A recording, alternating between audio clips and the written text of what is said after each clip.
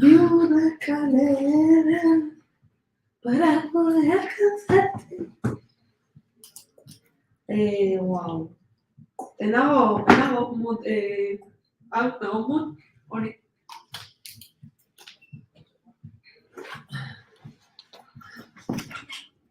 Txan.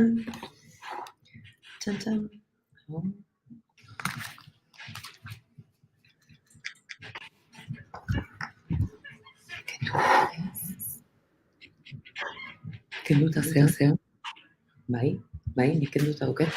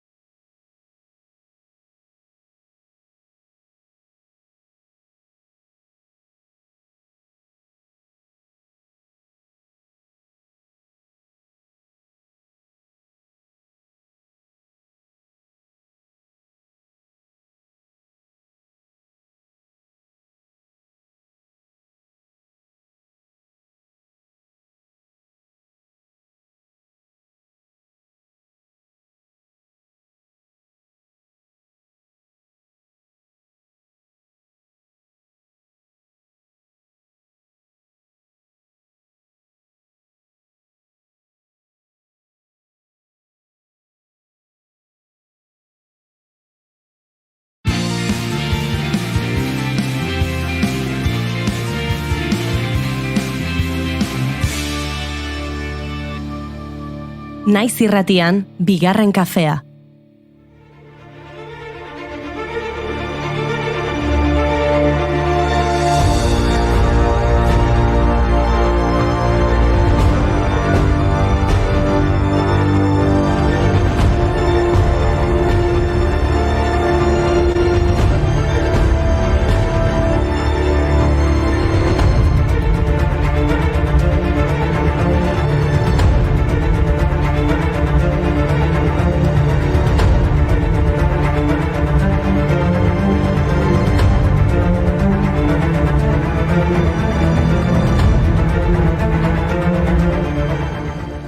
Arratsaldeon, hemen gara beste behin Tolosako inauterietatik bigarren kafeaz gozatzera.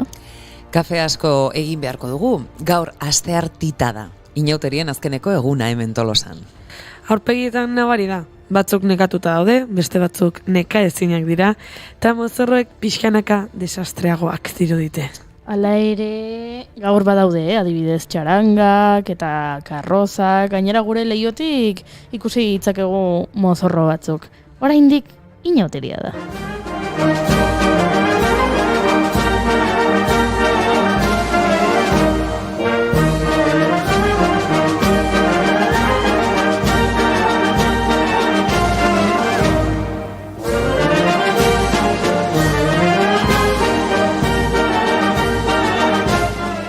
Irudimenez blai dabil jendea.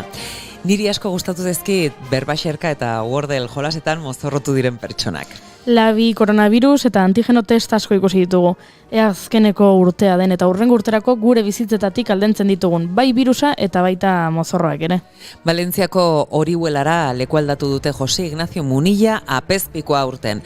Baina nik Euskal Herriko inauterietan pare bat Munilla ikusi ditut. Ara, jorgazalea gizona. Errepikatu agian eta Munillari etzaio gustatuko Rigoberta Bandini eta Titiak izango ziren. Oi, egia da.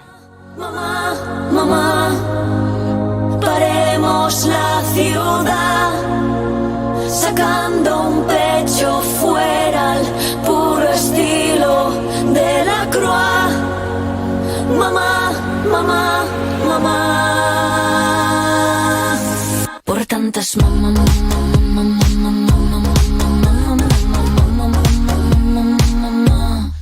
todas las mamá. Gaur egitarauari begira nabil eta kalejira, txistulari banda, dantzaldia eta kontzertuak ikusten ditut. Beraz, dantza egiteko indarrak nonbaitetik atera beharko ditugu. Eta gaueko 11:00 txarangen azken irteera izango dugu. Baina hitzordu garrantzitsuena agian gaur 7:00 izango da. Igandean gizon batek edo gizon talde batek oraindik ez dakigu ziur 18 urteko emakume bat erasotu zuen Tolosan. Sexu erasoa salatzeko eta irmoki gaitzesteko gaur asteartea elkarretaratzea egingo da Tolosako Plaza Zaharrean udaletxearen aurrean. Barakaldon ere gaur egingo dute beste elkarretaratze bat. Larun batean, emakume gazte bati taldeko sexu erasoa egin zioten. Ertzainak 20 eta 23 urteko bi gizonezko atxilotu zituen igande honetan, Barakaldon izan den taldeko sexu eraso batekin lotuta. Gainera beste bi gizonezko ikertzen ari dira. Eta igandean, 29 urteko gizon bat atxilotu zuten Gasteizen. Bikotekide ohiari eraso egitea leporatuta. Emakumea Txagorritxuko ospitalera eraman behar izan zuten. Ezin dugu gozenago esan edo bai edo ja ez dakit zen nazkatuta gaude. Nazkatuta gaude. Nahikoa da. Epai elegedi estuak emakumeak gaude ia lertzear garrasi batekin egan irtetzean aste bakoitzeko minutu bakoitza hildako aizparen minaren oroitza alaba emazte ama naiz neskato ezaztu izenan izan zirelako grebara joaten denkidengatik. Eta laizzer izango da martxoak 8 emakumearen nazioarteko eguna. Eta egun horretan elkarretaratzeak izango ditugu Euskal Herri osoan zehar. Emakundek, Emakume Arne Euskal Erakundeak, aurtengo martxoaren 8ko kanpaina argitaratu berri du. Aurtengoan neskek eta emakume koroar, euren gorputzen eta itxura fisikoaren gainean jasan behar duten gehiegizko presioan jarri dute fokua. Gorputzen nahitezko perfekzioaz, ezarritako edertasun kanon zorrotzaz, hipersexualizazioaz eta gorputzen kontzeptualizazio gero eta merkantilistagoa zoartarazi nahi du emakundek. Mezua argia da. Garaiz gauden eskatuei beste etorkizun bat eskaintzeko, haien gorputz eta itxuraren gaineko presiorik gabe. Noski baietz. Eta entzun dezagun bertso bat. Naiz eta bakoitzak bere bizitzarekin jarraitu, borrokak ez dira egun, batetik bestera maitu, naiz eta aldugun neurrian, guk inorrere zepaitu. Naiz eta aldugun neurrian, guk inorrere zepaitu. Gizarteak kartzelatxo, bat izaten segitzen baitu. Beste edozein bertso aukeratu genezaken, Miren Amurizak zorrotz botatzen ditolako bertsoak, baina perfekzioaz eta presioaz adri garela, entzun dugun hau ezina proposagoa da. Gaurko egunez jaio zen Miren Amuriza, euskal bertsolari eta idazlea. 12 urterekin hasi zen bertxotan berrizko bertso eskolan eta hainbat sari lortu zituen eskolarteko sariketetan. Harrezkero aldiro parte hartu du Bizkaiko eta Euskal Herriko txapelketan nagusietan. Idazle gisa 2017an igartza saria irabazi zuen Paperezko txoriak proiektuarengatik. Sari horren bekaren laguntzarekin argitaratu zuen Basa 2019an bere lehen eleberria. Beste idazle bat aipatu nahi dut nik. Gaurko egunez hiltzen Charlotte Delbo, idazle frantsesa, Frantziako erresistentziako kidea eta nazien konzentrazio esparruetatik bizirik ateratako lekukoa.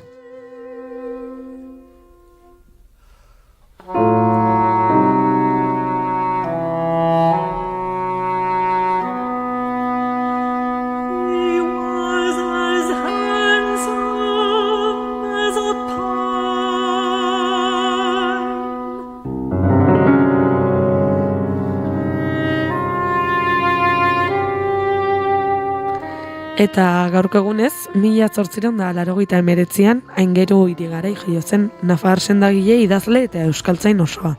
Apat Etxebarne izen erabiltzen zuen lan anitzetan eta beran jaio zen. Astelen inaute egunez, giro ederra eduki zuten atzo berako kaleetan. Goizean, baserrietan zingar arrautze eskea izan zuten eta eguardirako mozorroz eta karrozaz bete ziren herriko txokoak. Ara, konturatu gabe itzuli gara berriro inauterietara. Ai, nola ez. Saieste zina da.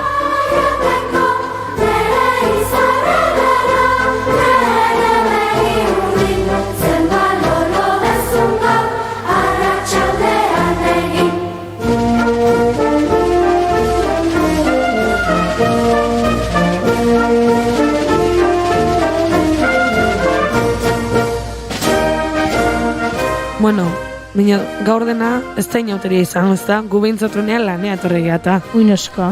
Jakina, gaur zinegoak nazioarteko gay lesbi trans zinema eta arte eszenikoen jaialdiko Julen Nafarrete aurreko txarekin hitz egingo dugu. Eta atzo bertan estreinatu duten 19. edizioa solastuko dugu. Bueno, eta zinemarekin ari garela, euskal zinemari errepasatxo bat egingo diogu. Eta jende berria ezagutzeko, Traola egin tril ekimena abiatuko dute gaur Twitterren. Beraz, horren inguruan ariko gara pixka bat, azaltzeko zer den hori. Eta Unai Elordi Hidalgok gure mugikorretan onartzen ditugun baldintzen arriskuen inguruan hitz egingo digu. Has gaitezen, martxoa hasi da eta... Eta kalea, lasai dagoela aprobetxatu behar dugu, oraintxe bertan, ze... Egia da, ez dago inor! Ez dago inor, beraz. Igual, gora inauteriak! Gora! Martxoak lehena du, eta gaur asteartea da.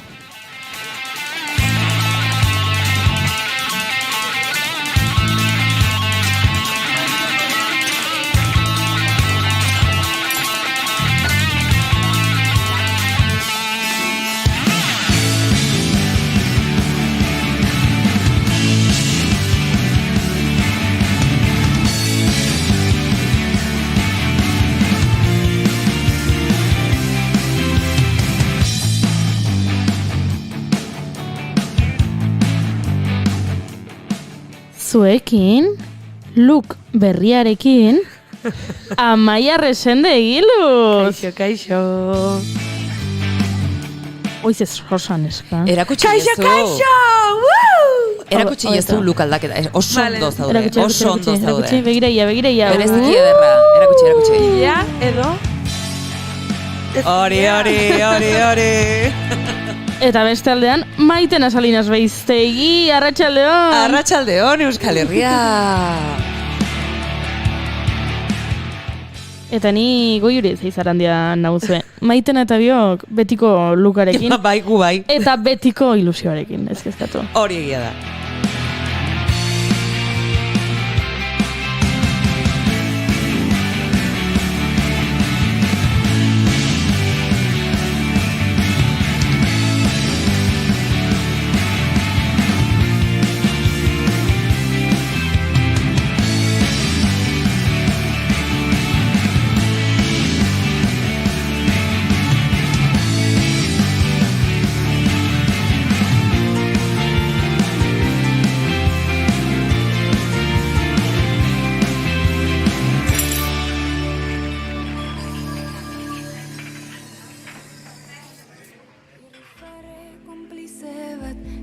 Joko basati bati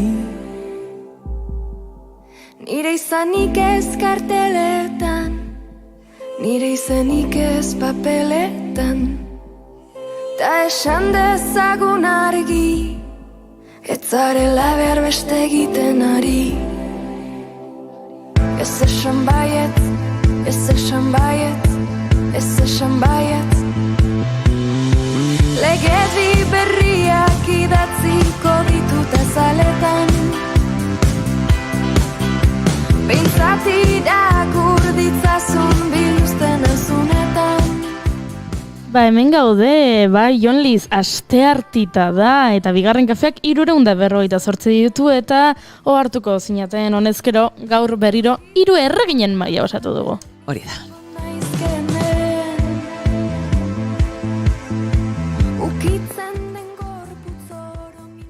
Baina guk ohiturak mantentzen ditugu, beraz, maite dutekin hasiko gara. Nora hasiko da?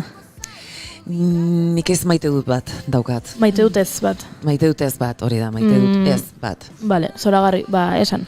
Bueno, lehenago aipatu ditugun eraso sexualen inguruan, beste behin ere, nekatuta gaude, baino neka ezinak gara, eraberen emakumeok.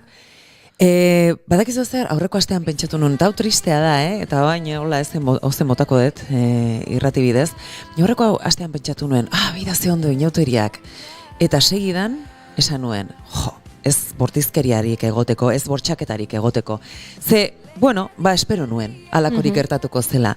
Hain ja egunerokoa bihurtu zaigu, hain naturalizatuta daukagu edo dauka hobeto sanda gizarteak gure kontrako indarkeria guzti hori, benetan, honek ez du izenik, eta garbi uki gauza bat, zu ez bazara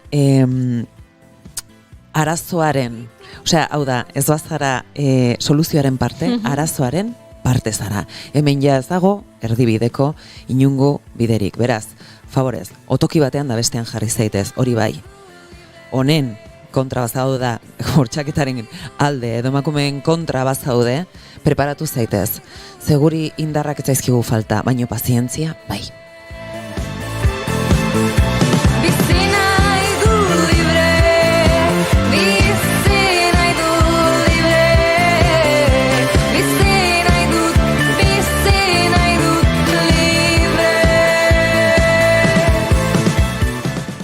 Amaia?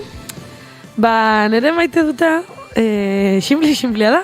Azken aldian uste dut, ekarritutela pixkat sakonak da. Gaur,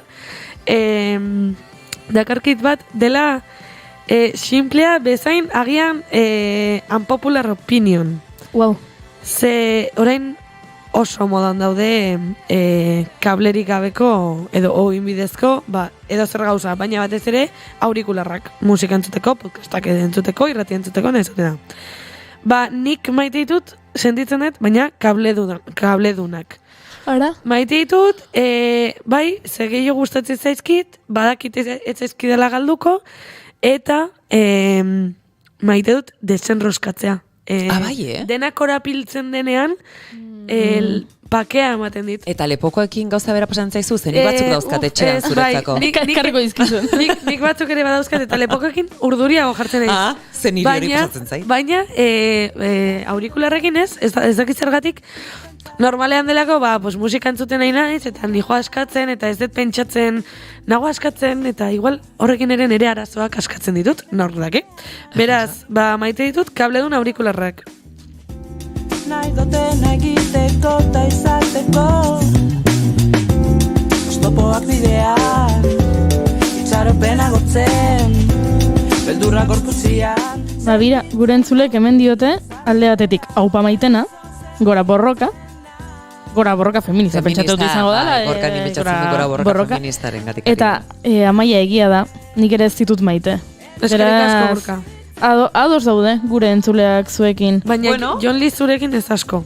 Ara, ikusi dut, nire maite dut eza da oraindik atzoko goiuriren kebaparen argazkia ez dudala ikusi. Bueno!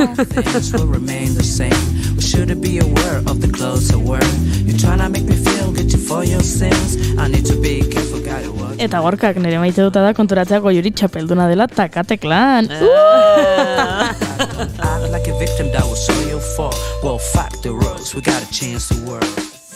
Bai, eta nire maite duta izan zitekeen takatekla, edo zehatzago takatekla irabazi izana, bai, irabazi nuen atzo takatekla, eta etzen erraza izan, hor zientzialarien izenekin burrukan ibili ginen, baina sentitzen dut lehiakide maiteak, nik irabazi nuen, baino... Nola, zer? Ez zaigu garri gelditu. Zer? Ez. Eta hori ez da zure maite dut. Eta hori da, izan zitekeen bat. Baina ez da. Esango ez dudana. Claro. Bale, ados. Lasai. Esango ez dudana. Eta zer esango duzu, orduan? Maite dut ez bat. Bale. Ara. Bale. We gotta change the world.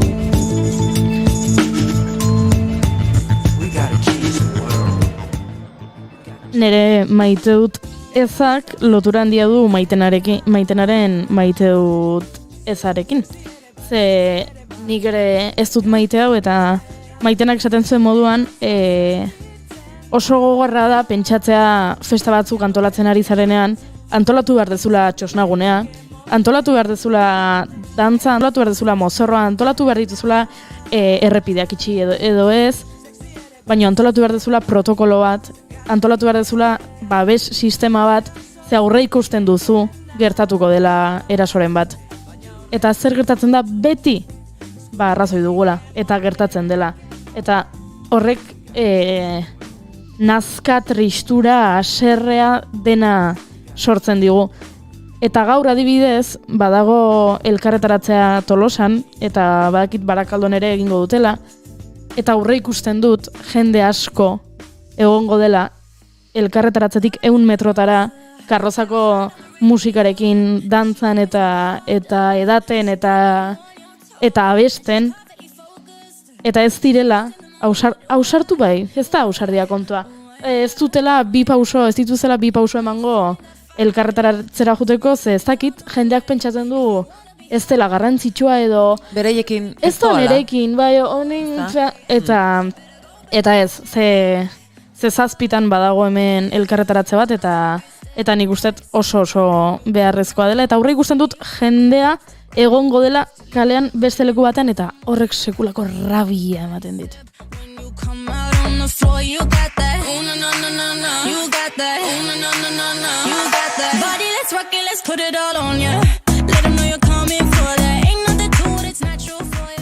Baina gure haserrea hartuko dugu, eta egingo dugu horrela albundiak bezala.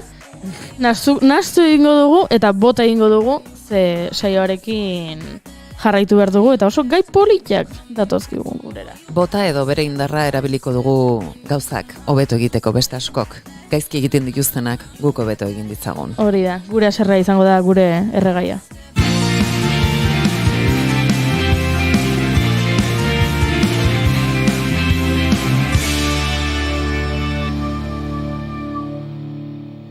Emaiozu bigarren aukera bat egunari. Naiz irratian, bigarren kafea. Aizu, baina abesti hau asko gustatzen ari zitean, beraz, entzuten jarrituko dugu. Jarri. Hemen gainera, harrera egingo diogu ez da, Juleni? Noski, hemen dugu eta gure gaurko lehen gonbidatua. Bai, bueno, esan bezala Julen, gero egingo dugu hola sarrera behar modukoa, eta galderak etorriko dira, baino ezer baino lehen. Zure maite duta edo maite dut eza? Ai, ama. Segundu bat, erantzuten dugun. Momentutxo bat. Ea orain bai. Orain bai. Karo, hasi gara musikarekin eta garrantzia ematen musikari eta maitenak aukeratu duen abesti tope, baina, karo, hemen entzun behar dugu garrantzitsuena zure ahotsa da. Entzute gaitu zuzuk? Hola, nik zuek bai. Perfecto. Guzu primeran. Listo. Oso ondo. Ba, esan behar diguzu zure maite dut bat.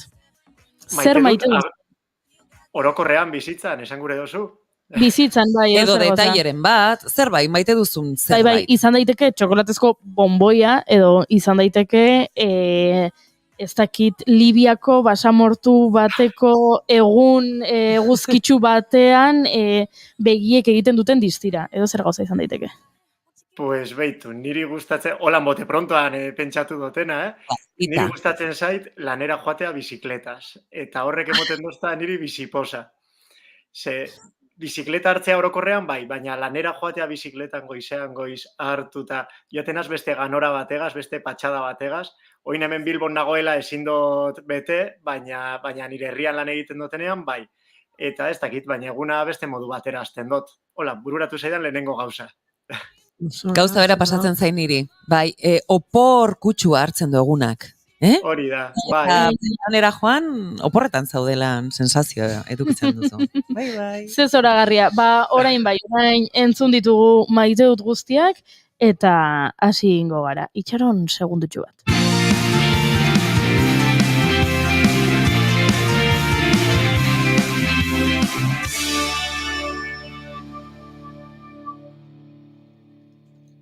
Bigarrenak ez direlako beti okerragoak, bigarren kafea. You've got the love I need to see me through. Sometimes it seems the going is just too wrong. And things go wrong no matter what I do. Duela 19 urte mundua etzen egun ezagutzen dugun modukoa. Oso denbora gutxian, errealitatea eraldatu daitekeen momentuan bizi gara, baina ez bakarrik teknologiari so egiten badiogu. Pentsakerak, izaerak, izanak, dena iraultza batean murgilduta dago. Askapenaren deiadar baten moduan. Patriarkatuak milaka urtez sortu eta mantendutako erdoildutako iritziak eta inposaketak hankaz gora jartzeko autua egin genuen asko kaspaldi. Eta gu baino lehenagokoak ere, mendez mende, pauso txikiez, gure oraina josi zuten, gaurko pauso handiak egiteko aukera izan genezan.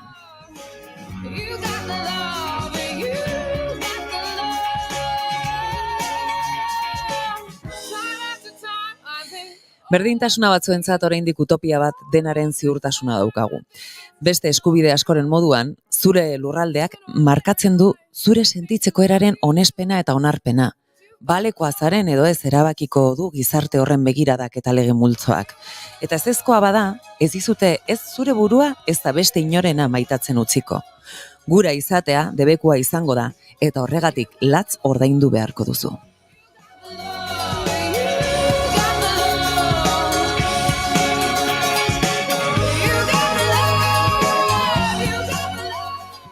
Gorrotoa beti oinarritu da beldurrean eta besteak kontrolatzeko beharrean. Guzti horretarako etiketak sortu genituen. Pertsona bakoitza gure buruan kokatzeko errezagoa izan zedin, eta horrela, hain deserosoa zaiguna markoztatzearekin batera, gure izudurari gela bat jartzeko aukera izaten genuelako. Batzuek ez dituzte etiketak nahi, estuegiak eta txikiegiak gelditzen zaizkielako. Baina zer pasatzen da norbera munduan kokatzeko etiketa hoiek lagungarriak zaizkienei? Bakoitzaren birpentsatzeko eta berraurkitzeko bidea oso pertsonala baita.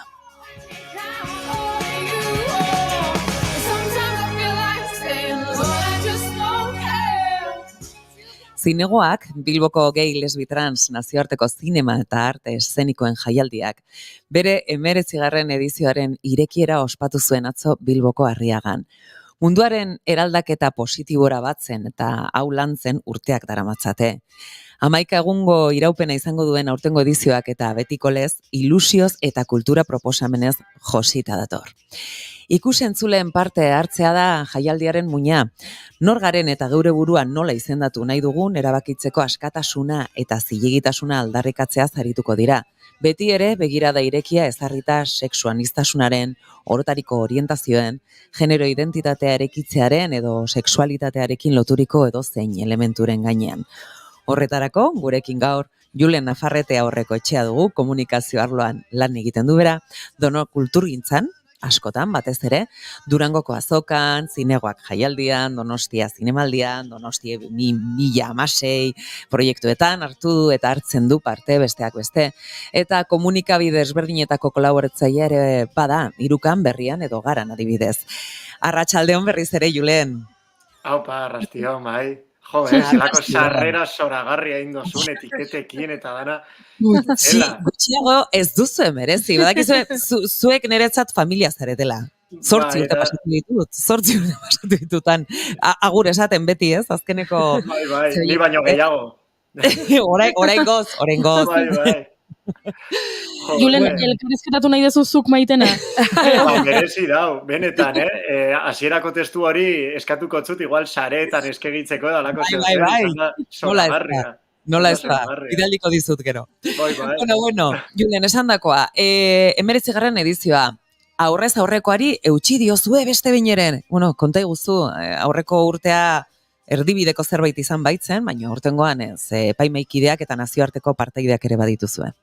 Hori da, hori izan gure lehenengo erronka, gure lehentasuna aurton, aurrez aurrekoari eustea, eta lortu dugu, eta horregaitik bakarrik ja oso posik gaudez, zuk esan duzun bezala, igaz Zinegoak antolatu gendun, baina justu igaz egon ginen egoera baten, non alboko herrietatik ezin zan etorri, are gitxiago nazioarteko gonbidatuak ekartzea, ez?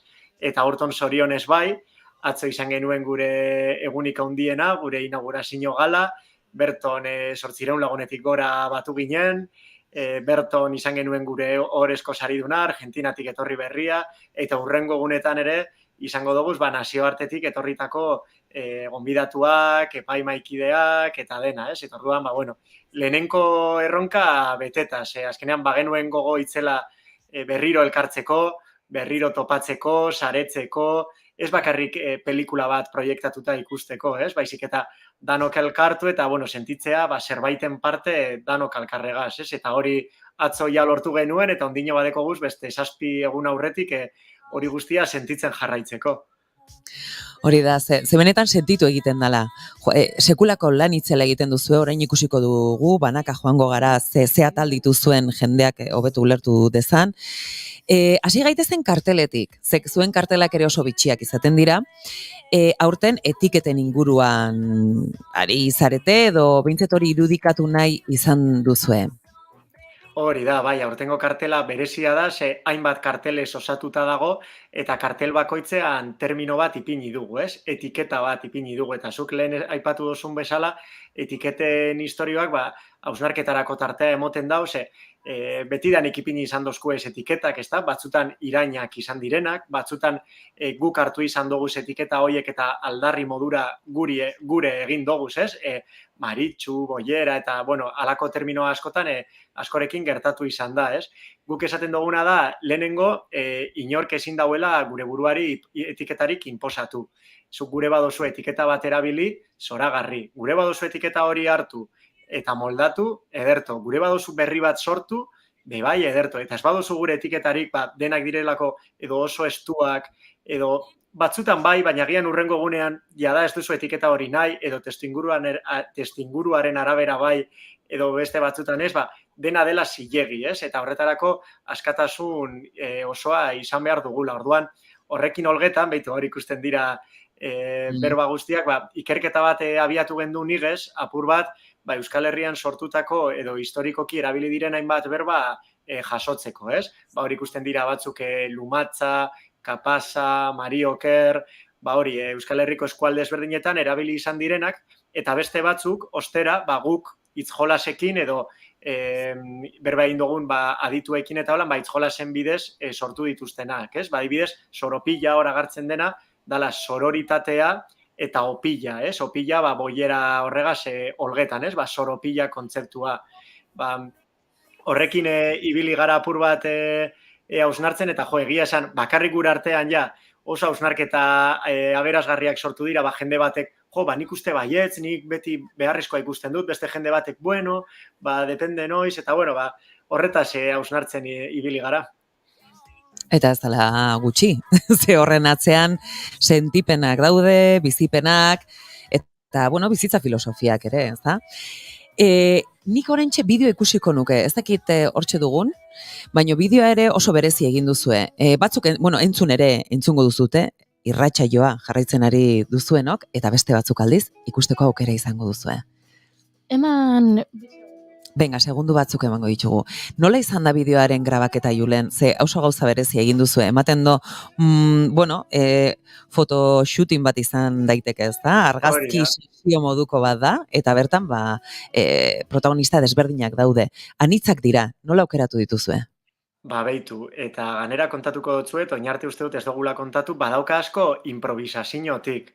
Sortu genduen estudio hori Bilbao arten, eta gonbidatu genduen apur bat zinegoaken inguruan egon daitekeen jendea, edo epaimaikide izan direnak, edo voluntario, lantaldea bera, inoiz edo urtero gure saioetara etortzen den jendea, eta orduan, ipini gendu zan hor kameraren aurrean, eta egia esan ez genekien oso ondo bakoitzak zer esango zuen. Ze, klaro, etiketena oso gauza personala da. Orduan, guk ere ezin genion esan bakoitzari esan ni boiera naiz, ez? Ez badu benetan sentitzen. Orduan, horregaitik ipini ginen kameraren aurrean, hasi ginen berbetan, eta urten sana, hori da, ikusten edo entzuten dozuen hori, ez? Bakoitza bere sentipen horiek, eta egia esan oso posik gauze oso anitza da, eta bakoitzak esaten du benetan hori zelan sentitzen duen, eta orduan, hausnarketa horretarako bidea irekitzen du.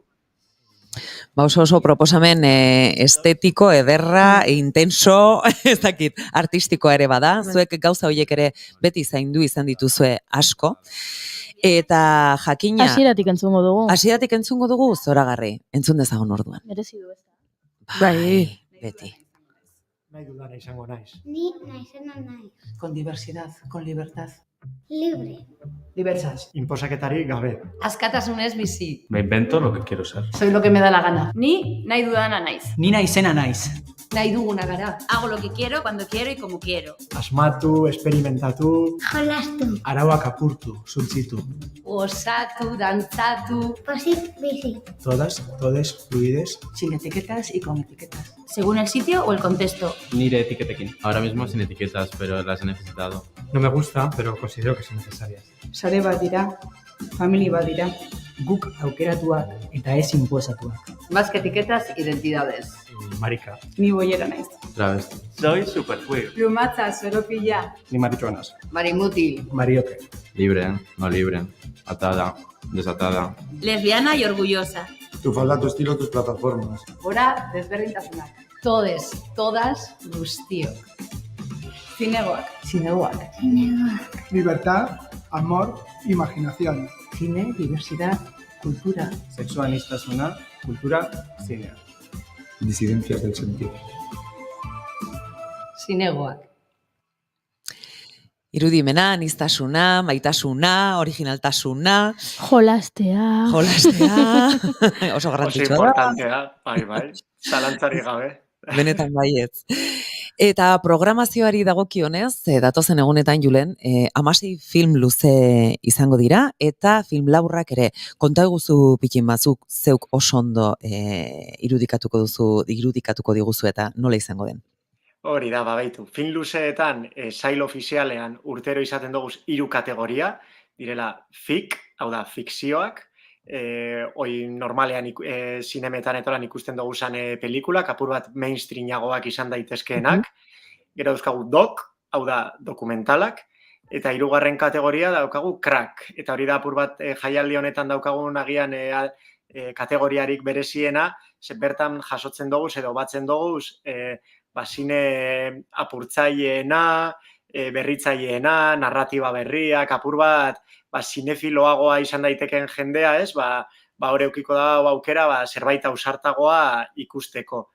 Eta bertan, gole malondigan egongo dira film luze guztiak ikusgai, 16 izango dira, eta urtero bezala gai pilo bat izango ditugu jorratzeko, baina batez be, badira gai bi pelikula guztien artean nabarmentzen direnak, ez?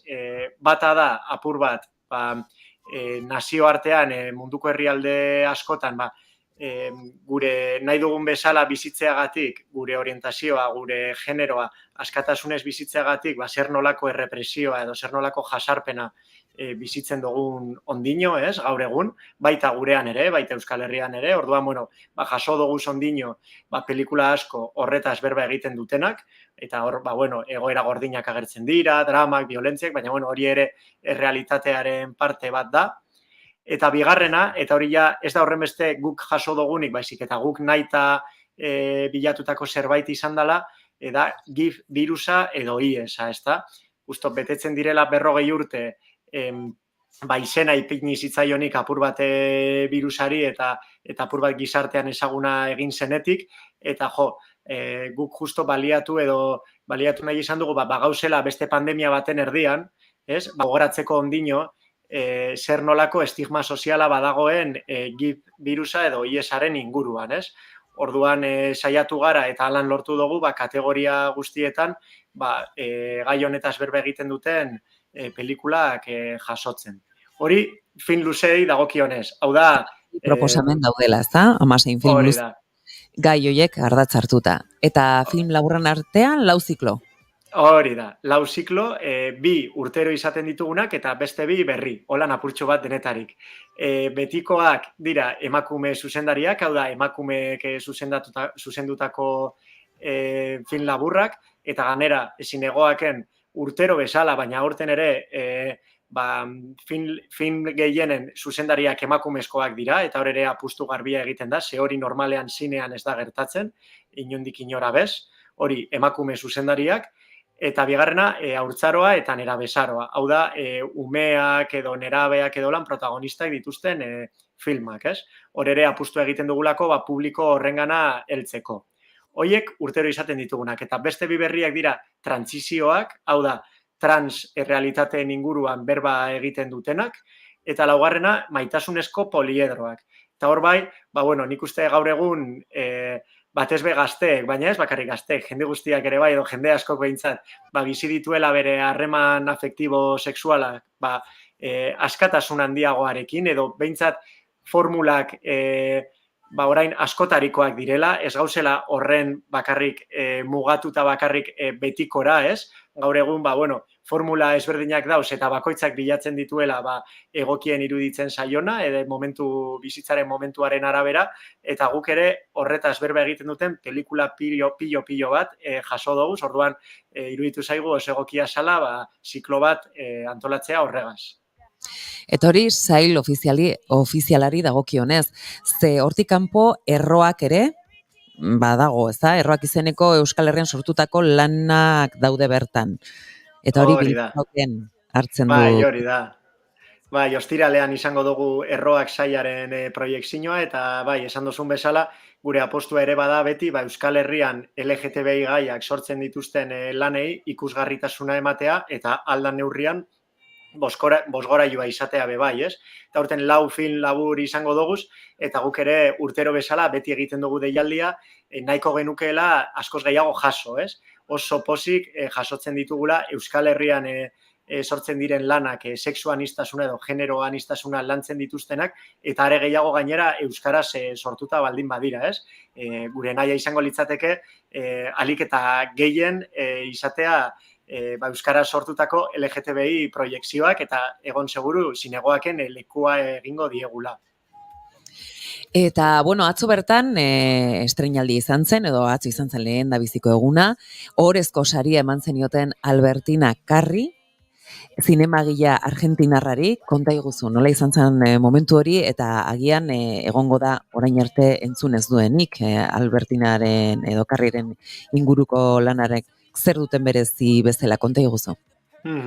Atzo guretzat izan zen egunik handiena, batu ginen 800 lagun hori Arriaga antzokian, kriston geroa izan genuen egia esan, eta Lat Salvador izan genuen abesten hasieran, nere Arriola aurkezlea bakarrizketa batzuk egiten barre pilo bat egin genuen, eta azkenik Albertina Carrik, gure aurtengo Ohorezko saridunak, hori jaso zuen gure saririk handiena, eta Albertina Carri bere zinegoaken nahikotxo ezagutzen dugu, bere hainbat lan gurean izan ditugulako jada, bere lanik ezagunena Las hijas del fuego deitzen da, bere azken lana, oso gomendagarria, ikusi ez duenarentzat, eta azkenean bera, zuzendaria izateaz gain aktivista, feminista ere bada, eta hori bere lanetan ikusten da, azkenean lantzen duelako emakumeen gorputza, emakumeen sexualitatea, baina emakumeen begiradatik, ez? Zenbat bider ikusten dugun emakumeen gorputza eta emakumeen sexualitatea, baina gizonezkoen ikuspuntutik bakarrik, ez? Zineman, esan gure dut. Eta berak horregaz guztiaz apurtu egiten du, Las hijas del fuego da proiektu kolektibo bat, berak sortu zuen aktoreekin batera, erabaki guztiak alkarrega sartu zituzten, adibidez, teknikari guztiak, ekipo tekniko guztiak denak emakumeak izan ziren, eurak ere eroso egoteko, eta azkenan berak egiten du bazterreko zinea, ez? Eta holan aldarrikatzen du gainera, eta gu ere sentitzen bagaren ez apur bat bazterreko zine jaialdi bat, iruditu zitzaigun oso aproposa zela guretzako. Orduan, ohorea gurea izan da, asteburua egon da gurekin, justo oraintxe bertan Lauretan hartu dago hegaldia ja Buenos Airesera bueltatzeko, baina gaur bihar eta etzi, Bilbo arten, ipiniko duguz bere lanak. Orduan, baten batek ezagutu gure badau apur bat zer den Albertina Carrik filmatu dauena, zein den bere apur bat bere mundu sinematografikoa eta hori, horretarako aukera izango du.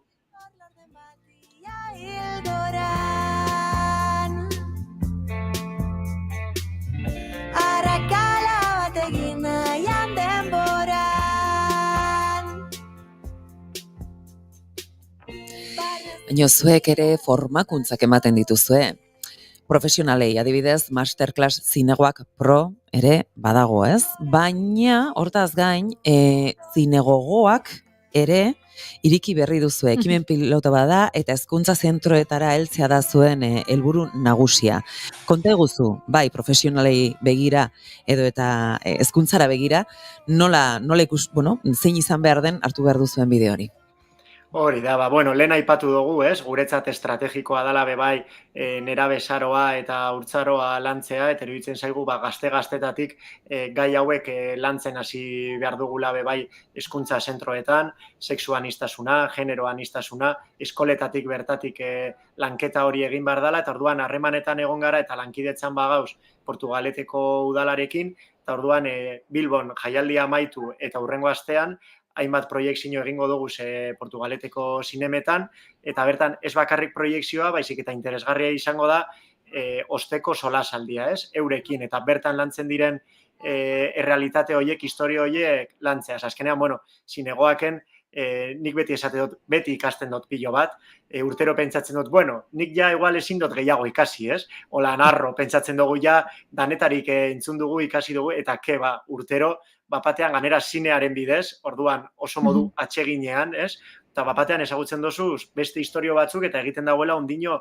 begirada apurtxo bat gehiago ireki, Eta orduan oso interesgarria iruditzen zaigu hori guztia, adin guztiekin lantzea, zer esanik ez, baina bebai gazteekin, nerabeekin eta umeekin, Eta orduan, ibilbide hori hasi dugu momentuz Portugaleten, baina sorte apur bategaz edo aurrera egiten badu, nahiko genuke herri gehiagotan izatea. Gaina, hemendik, zabaldu egiten diegu udaletxeei, aukera badutela aurten jakina, edizio bertan gaudelako, baina urrengo urteari begira zuekin harremanetan jarri eta beraiek ere zinegogoaken parte izan daitezkela. Arte eszenikoak ere baditugu.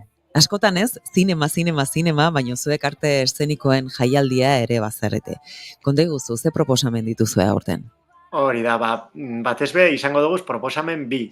Bata Galiziatik etorriko da, Bakaburra kolektibo da, izenak asko esaten du, eta eskeniko, divertigarria izena bera, eta eurak ere nahiko kainerak dira, eta badatoz apur bat salaparta sortzeko gogoz, La Fundición aretoan egongo dira, eta eskeniko eskue eurek deitzen daben moduan hitzaldi freak bat.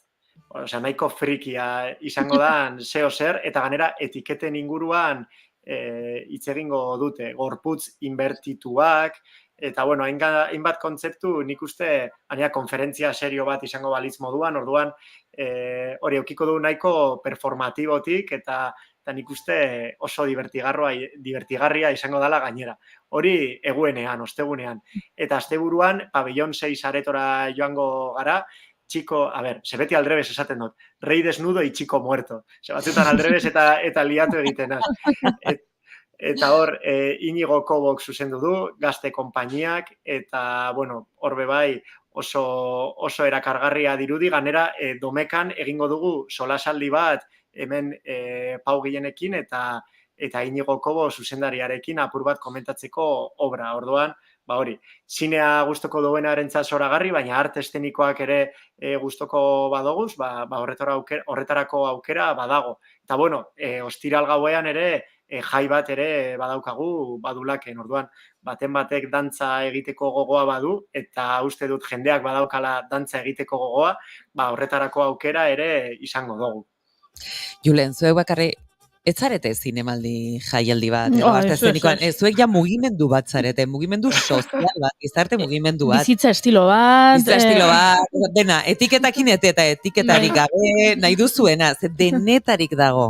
Atzo hasi zen, baino martxoaren 7 bitarte horretan, entzun duzue, ematen du, eta horrela egon gaitezke, beste ordu erdi bat, baina, isten joan bar dugu hori bai, ze jendeak ez dela kolokatuta bukatuko dute, baina, esai guzu, demagun, egongo da jenderik, esaten duena, ezin naiz bertaratu, beti berdin, Bilbon da, bla, bla, bla, bla, baina zinegoak ibiltaria ere sortu duzu, Sortu zen dut, ja da, 59 herri daude bertan, Euskal Herriko hegoaldeko, 59 herrietan ikusgai izango dira gaur egun jaialdian bertan ikusten ari zareten filmeak. Bai, eta egia esan gu ere harrituta, ze urtez urte markak hausten doguz, eta aurten 59 herritan, hori da guretzat, pasada bat. Orduan, Bilbon amaitu martxoaren 7an, eta horasiko ga zinegoak herriz herri, egongo gara herri txiki askotan, eta baita herri handiagotan ere, Getxo, Barakaldo, Donosti, Laudio, apurtxo bat Araba, Bizkaia, Gipuzkoa eta Nafarroan, eta azkenean hau oso importantea da, ze normalean hirietan aukera gehiago egoten da, alako edukiak dituzten filmak edo arte eszenikoak edo lan ikusteko, ez? Eta herri txikietan batzutan gehiago kostatzen da, ez? Orduan oso pozik gaude, batez be oso herri txikietan ere egongo garelako, ez? Eta orduan gure helburua baldin bada alik eta jende gehiagorengana heltzea eta sexu aniztasuna eta genero aniztasuna kulturaren bidez landu eta edatzea alik eta gehien, hori, 59 herritan egongo bagara Hego Euskal Herri osoan, guretzat da zoragarria eta alde horretatik ere, oso pozik. Aurten oso pozik alde guztietatik. Zu generalean beti zaude jarrera honekin. Julen nolakoa da, horrelakoa da zoragarria. Beti topo egiten duzu berarekin, eta beti dau alai, beti dau jarrera positibo batekin, eta horrek asko egiten du. Bai, zoragarria da, eta zuretik asko du baita zinegoak, eta horrela da, islada da. Julen, gero bestetik ere, filminen izango dira ikusgai, 72 orduz, filmeak ere baino behin jaialdia bukatutakoan. Hori da, ze asko komentatu dugu, hemen zinegoaken badagoela saltza, ez? Badaukagula topatzeko gogoa eta hola, baina bada ere jende bat, igual lasaiagoa dena, edo, egunero saltza nahi ez duena, eta nahiago duena igual zineaz gozatu, bere etxeko sofatik, ez? Horretarako aukera ere egongo da. Igaz ireki gendun aukera hori, pandemia bete-betean geundelako eta azkenean aukera hori ere eskaini bar salako, eta ikusita igazko arrakasta, horton be erabaki dugu mantentzea, eta hori ere martxoaren 7tik aurrera izango da, orduan, hasiko da zinegoak ibiltaria, eta aldi berean leiho digital hori bai, ez? Eta hor, adibili behar da, zen nahi izan dugu bai mantendu apur bat zine jaialdiaren tensio hori, eta peli bakoitza egongo da 72 ordutan, joango dira txandakatzen.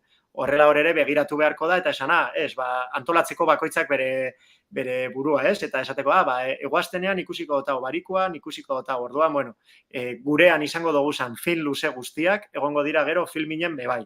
Beraz, dana dalakoagatik ezin basarete gerturatu Bilbora, hor ere filminen, horretarako aukera egongo da, eta ez da beharrezkoa filmineko arpide dun izatea, edo dana dalakoa peli hori ordaindu daiteke, eta kitxo. Zoragarri, hau da, aukerak bai direla anitzak. Amaigabeak, bai. Amaigabeak eta anitzak. Eta bukatzeko, Julen, ni honek, ilusio berezi egiten dit, eta epaimaikideen artean, senior 75 urtetik gorakoak dituzue, oso jaialdi gutxietan egiten da hau. Konta iguzu, nolakoak diran epaimai hauek, hau da, eta nola sortzen den ideia hau, eta pentsatzen dut edadismoaren kontra ere egiten duzuen zerbait delako. Hori da, esango nuke, nik ez dut ezagutzen beste jaialdirik senior epaimai bat duenik, ez? Eta azkenean, oindala 3 urte egindako hausnarketa izan zen, berez uste dute gizartean gero eta gitxiago hartzen dela kontuan, ez? Momentu bat heltzen dela non ja gizartetik eskutatu egiten diren nolabait, eta hartzen da, gazte epaimaiaren edo gazteen erabakiak edo iritziak bai, baina nagusiena ez? Eta zer dela eta are gehiago gertatzen da batzutan LGTBI pertsonen inguruan, ez? Batzutan berba egiten dugunean, Maritxu, Boiera edo dalakoak, imaginatzen dugu zela gazteak, ez? Eta non dauz Aitite Marikak, Amama Boierak edo transak, ez? Egon badauz, noski badauzela, baina ikustezin bihurtzen doguz. Horregaitik erabaki genuen guk ere senior epaimai bat antolatzea, eta oso pozik gaude horrekin ere bai, aurten ere osatu dugu, eta eurek senior epaimaiaren saria emoten dute, eta gainera berazgarria da gero ikustea gazte epaimaia eta senior epaimaia berbetan alkarregaz, bakoitza 6 ikuspuntu daukan, urteren batean bat egin dute, eta hori oso bitxia da, esaten behitu, erabaki berbera hartu dute, ez? Eta belaunaldi gazteek eta nagusiek, eta oso eztabaida interesgarriak sortzen dira, eta guk ere superondo pasatzen dugu egia esan. Julen, mila esker egiten duzuen hori, jaialdia hain ikusgarri, zein kalitatea handiko, zein aberats, zein beharrezkoa den zinegoak, eta jarrai dezazuela, beste 19 ez, bueno, jarrai dezazuela, gozatzen, gozarazten, eta oraindik asko duzue aurretik, martxoaren 7 bitarte honetan, gauza asko dituzue hor sukaldatzen, beraz, gozatu dezazuela, eta honegin gerturatzen zareten guztioi ere. Bai, eskerrik asko zeueri oihartzuna emoteagatik honi guztiari. Beti plazerra, badakizu baiet.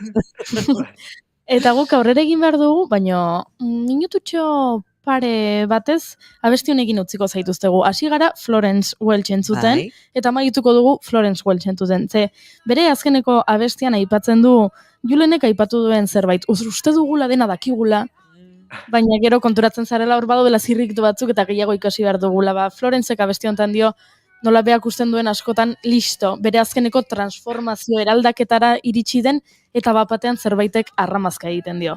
Beraz, gozatu.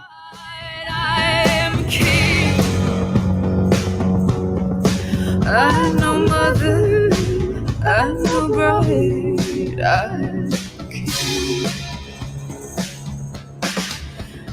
know mother, I know bride, I'm king.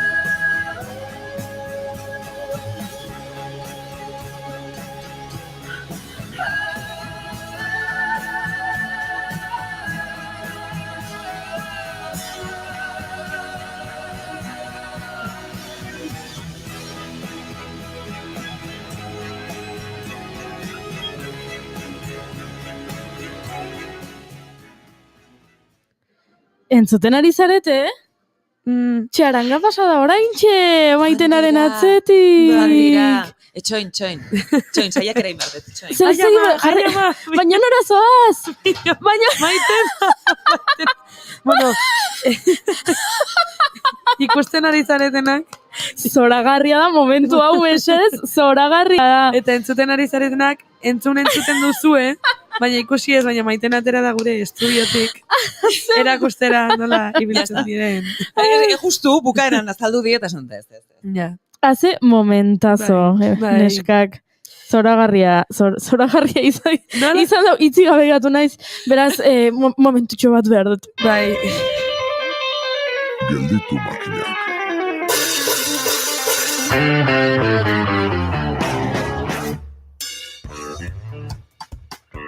Sarrera honetarako Anariren Piromania kantuaren letra errezitatzea egokia litzateke.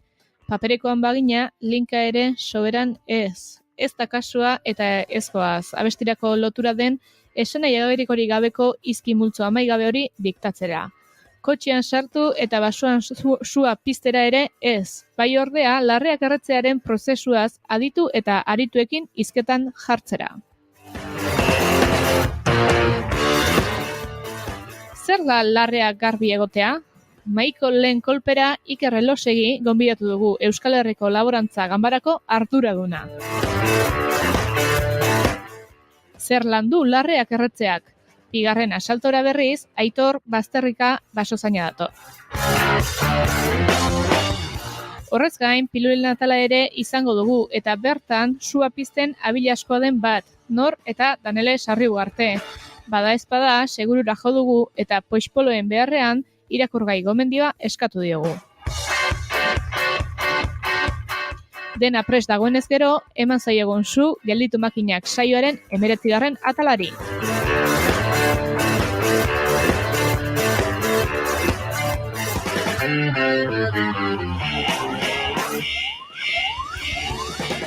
Jada entzun gai duzue gelditu makinakeko azken saioa. Gure webgunean eta podcast plataformetan.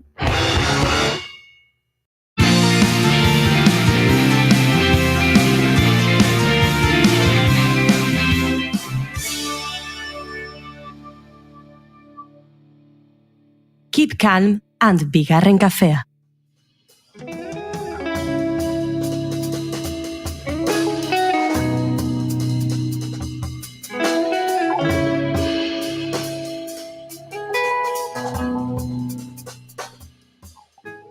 Eta zinemarekin hasi dugu gorko saioa, eta zinemarekin jarraituko dugu. Ze oso zinemazalea gara saio honetan, pentsa urtero bigarren kafeko denboraldia Donostiako zinemalditik abiatzen dugu.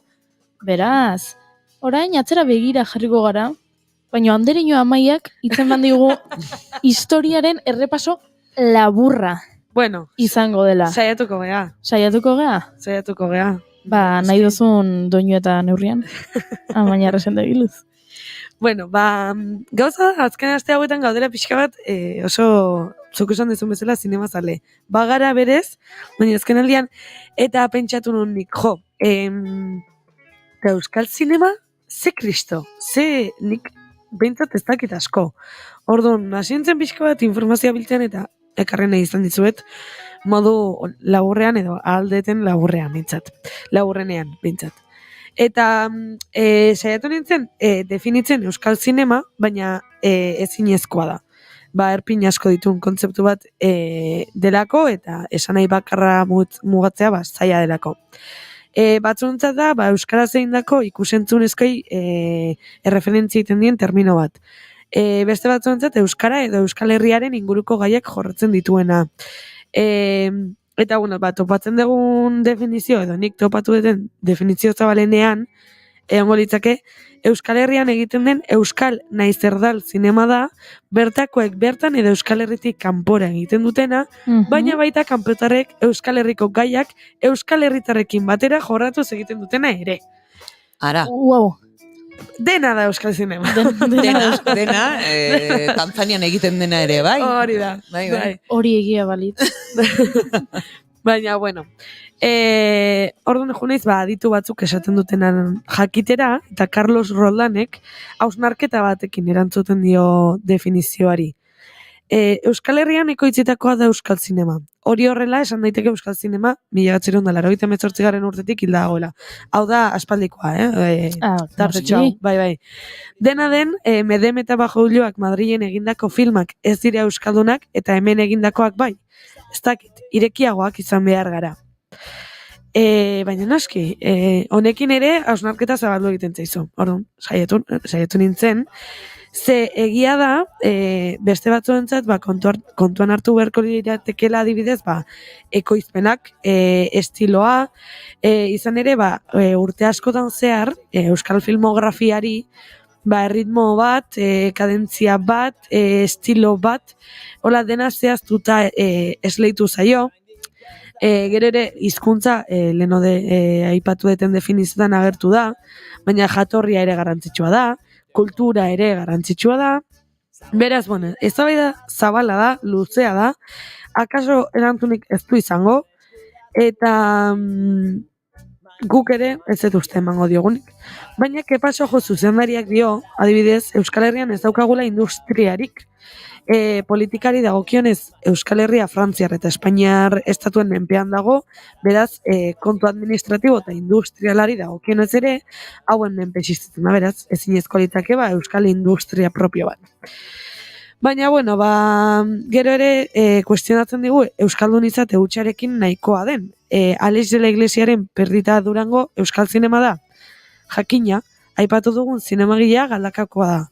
Baina pelikula estatu batuetan filmatuta dago, eta ekoizpenari dagokiolarik leku ezberdinetako dirubaz egindako filma da. Euskal nortasun kulturalarentzat ez dugu inolako tokirik ikusten lan honetan. Beraz, Euskal Herrian ekoiztutako zinema hemengoa da zuzendaria kanpokoa izan arren? Zer gertatzen da euskal kultura eta nortasunarekin? Euskaraz egindako pelikulekin zer jasotzen da? Galdera asko dauzkegu, baina erantzun gutxi. Beraz, hau aukeratuen nik abiapuntu moduan. Osondo. Eta orduan, esan dut, ikus dezagun Euskal Herriak zeharreman euki duen orokorrean zinemarekin.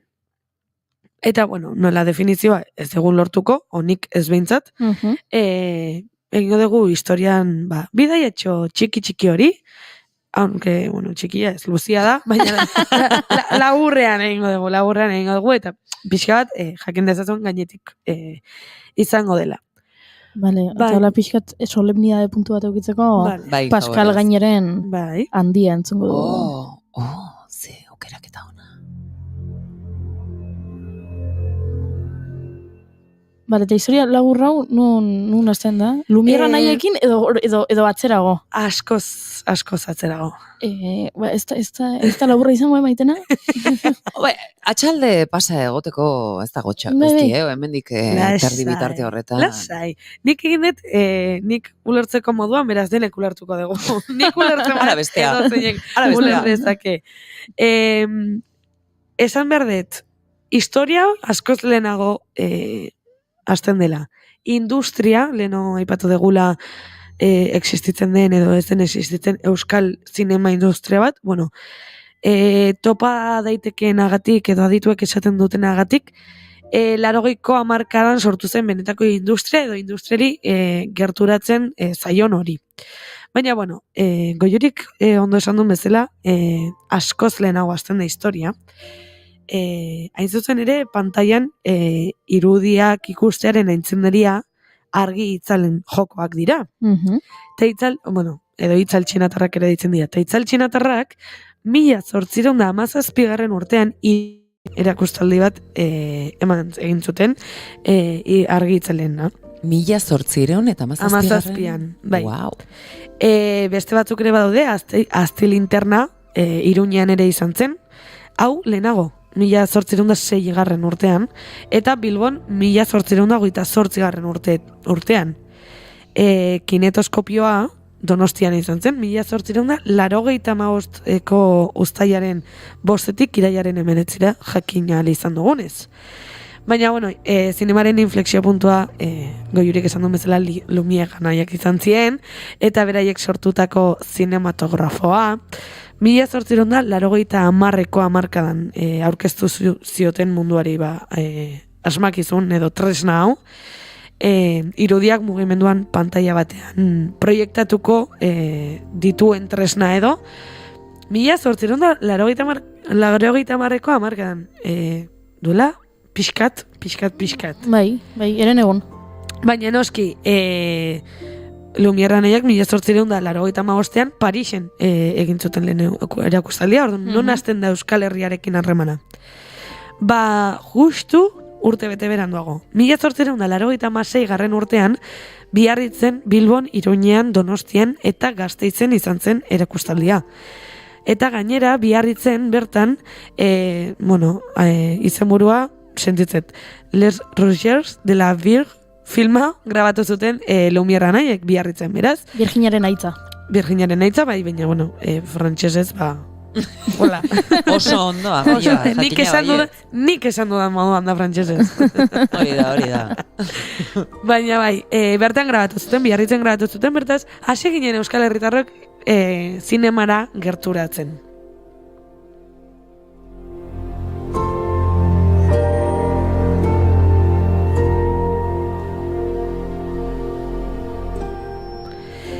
Eta zinema mutuaren garai boteretsu hori, heldu zen, eta zinemak berak izan zuen arrakasta Euskal Herrira ere iritsi zen, eta bertan Euskal Herritarrek bizi zuten. Ikerketetan gai euskalduna moduan sailkatzen dira hainbat film, eta lehenengoa da 1913koa, hau da, mende pasatxoia, eta Parisen, Louis Fouladek,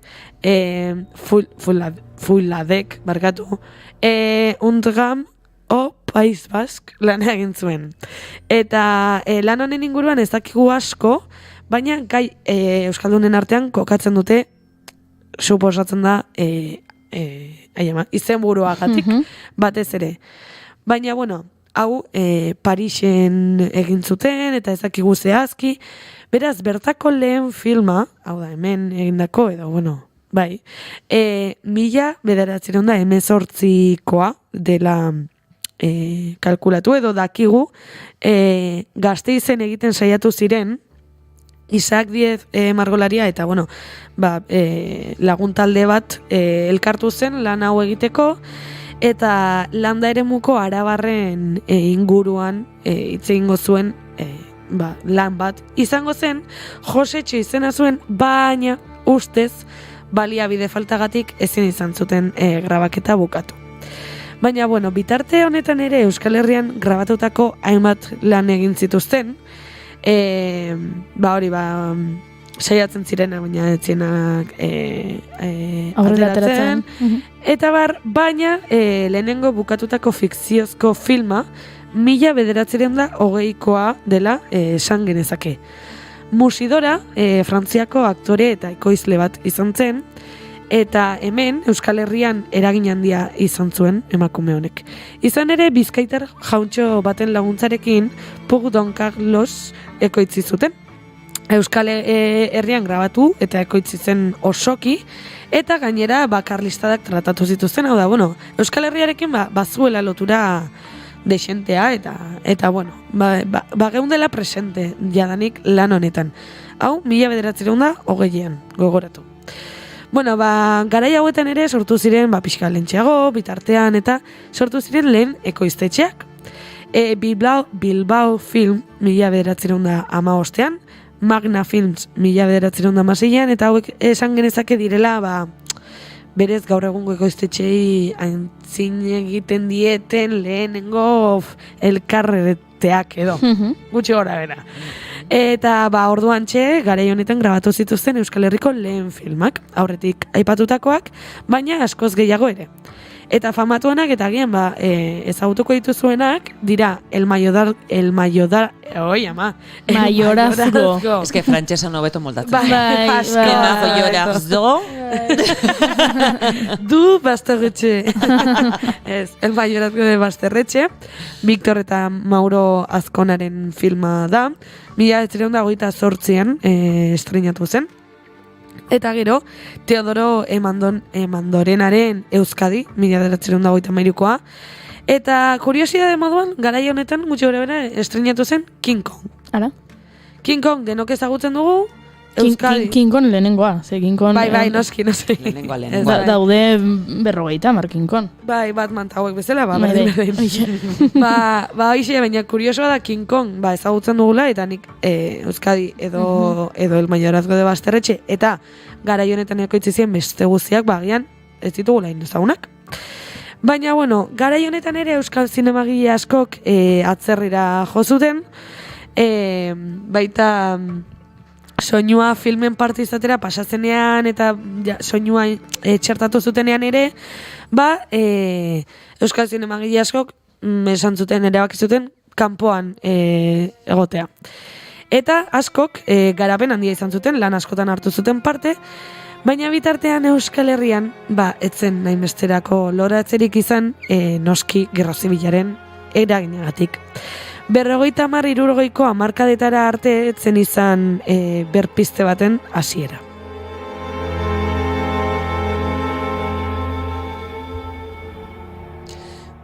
Beraz, 20-30 urte behar izan ziren, berriro ere hau dena martxan jarria. Eta izateko berpiste bat, bezala, loraldia, eta hau denek geroxeago komentatuko ditugu, baina tarte desente, noski. Egoera soziopolitikoa etzan bat ere egonkorra, eta zinema bera ere, etzen oso industria edo ezakindu esan, ogibide egonkorra, eta beraz, pixka sufritu zuten, garai horietan.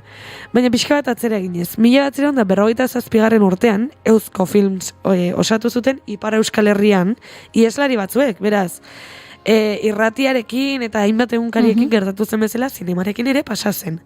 Eta hauek ekoitzi zituzen Les Souvenirs ne sont pas à vendre.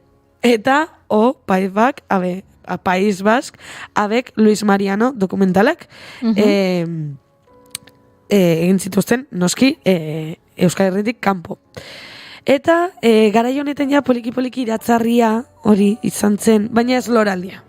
Geroago ikusiko dugu zergatik, baina gerra ostera bultatuta garai honetan sortu ziren Hego Euskal Herrian zineklubak. Eta 1953an noski Donostiako zinemaldia. Ara? Beraz, bazegoen mugimendua eta bazegoen interesa. Eta, bueno, azken bi hauek zinekluben eta Donostiako zinemaldian inguruan noski, luze hitz egin genezake eta zer egin dituzten eta baina, bueno, jarraituko gu historiaekin. Kronologiko kiri gara eta. Eta 60ko hamarkadetan Pelotari eta Amalur estrenatu zituzten, Nestor Basterretxea eta Fernando Larruquetek. Frontera Films Irun ekoiztetxea sortu zuten eta sortu zituzten bi film hauek. Jada badirela pixkat ezagunagoak edo gertuxiago geratzen zaizkigunak. Eta poliki lehen aipatu dizuedan loratzea hasi zen. Batez ere Hego Euskal Herrian eman zen, eta tartean egon ziren Miradas, Estropada Berria, Ikusmena, Agur Txomin, Nortasuna, Balantzatxoa, El Proceso de Burgos, edo Ni se lo llevo el viento, ni puñetera falta que hacía filmak. Bai, harrapatu una sorpresa. Ze titulo... Ni se lo llevo el viento, ni puñetera falta que hacía. Nik pentsatzen nun... Zertzen, apar batena, zehola da nahiko espresio bertakoa, ez da? Nik pentsatzen nun izen buru luzen kontu hau nahiko berria zela. Ez. Eta ideia bat egiteko nunko katzeran garen historian, Taxi Driver, edo Star Wars, hauek ere nengoa, noski, porque Star Warsen gero, eukien gaur egun horiek estrenatzen nahi dira, estrenatzen nahi zien pelikula hauek, eta hemen film hauek, aipatu berri ditudan hauek. Baina ikusten altziren hauek, ez dakit, ze datuak ez ditu lortu. Oso gutxi dakigu gure zinemaren inguruan. Irabat harrituta nago, esaten duzu. Nola liteke guzti hau ez jakin izan eskoletan, ikastoletan, ez irakatsi izan. Hemen ekin eta ekin entzuleak dio, igual geizki dago esatea, baina aipatzen ari zareten euskal filmzar batzuk YouTubeen daude. Bai, eta lor daitezke ikusi behar ditugu. Liburutegietan, badaude batzuk, oso gutxi baina batzuk badaude. Beraz, noski, hartu eta ikusi eta blaitu euskal zinemaren historiaz, bai. Galdetzen digute, loraldia. Bai. Zinemaren loraldia zaipatu duzu, zinemaldiaren sorrera eta hori loraldia etzela, hori pizgarria izan zela. Ea loraldia 7 apellidos vascos izan zen. Zagitzatik zazpi zortzi beharrean, ez txista harrapatzen. Bueno, txista izan litzake gero torri zalako zortzigarrena, zazpiaren aurretik etorri zalako. Baina, gero itzengo dugu pelikula honen inguruan. Osondo ulertzen duzu elkara. Ni erdina parra naiz, esan dizu. Ez nauzute, siniste, baina igual dio. Asi, berriro. Segi. Jarraituko dugu, 80ko hamarkadan utzi dugu, 60-70ko hamarkadan, 80koakin hasiko gea, eta hemen euskal zinemaren gorakada bat izan zen, lehen aipatu dugu hasieran, hemen koka daitekela euskal zinemaren industria, edo bere sorrera, edo antzekotasun hori, eta honek zerikusia izan zuen, Eusko Jaurlaritzak kulturaren eskumenak lortu zituelako, edo eskumen gehiago lortu zituelako, eta zinemagintza finantziatzeko apustu bat egin zuelako, Eusko Jaurlaritzak garai horretan. Eta hemen estrenatu ziren 7 calles, Agurre Berest, Akelarre ez orengoa. Beste Akelarre, Tasio, Erreporteroa, Kalabaza Tripontzia, Kareletik, Ander eta Jul, Iparraizearen erronka, eta beste asko. Eta orain, bai, ikusten dezakegula, bazegoela mugimendu gehiago. Bai, eta hauek ezagutzen ditugula aurrekoak baino gehiago intzat. Bai. Eta film hauekin batera, noski, ordura arteko zinemagile kopuru handiena loratu zen edo jaio zen. Eta aurretik ez zegoen euskal zinemaren industria hau edo esan dugun hori, ematen zuen, zehotze sortzen naizela. Eta noski, azken hamarkadetan belaunaldi berri bat jaio da, eta aurrekoekin eta azken hamarkadetakoekin aberastasun handia sortu da, bai gure kulturan, bai gure ikusentzunezkoen gaitegietan eta abarrean. Gero da etorri dienak izan dira, Bakas, Días Contados, Airbag, ezagutzen dezue? Nola ez pa emakumea, noski. baina nola ez? Bale. Ze galdera da hori? Nikenekin izan, claro, nikenun bizi, Airbagen estrenua. Hoxe galde esan behar nizun. Bizi, nik ez da ez ditut bizi, 70ko pelikulak eta ikusi ditut. Bai. Esan behar nizun, esan duzula azken hamarkadatan, eta pentsatzen aritzen, bida Bakasek 30 urte claro, betetzen ditu aurten, eta gatu zaizu azkeneko pelikulen zerrenda, pixka bat zarkitua. Ez, lasai. Oraindik. Bale. Tarriko dia gehiago. Baina, esan nahi nuna zen adibidez, Airbag, nik ezagutzen dut filma eta bar, baina enekien adibidez, estrenatu zenean kritika oso txarrak eukizitula. Oso, benetan txarrak. Orduan, kuriosidade bezala. Eta, gaur egun, Donostiako eta Biarritzeko zinemaldiei esker, badakigu erreferentziazko lekua dela Euskal Herria. Zinemaldiak aurten 70 urte egiten ditu. 70 edizio. Bai. Asko da hori, Asko, pila bat. Baina, klaro, zinemaldia bai, zenbat pertsona famatu etortzen dira, ze montatzen da Donostiko erdigunean zinemaldiarekin, baina Euskal Zinema erreferentzia alda.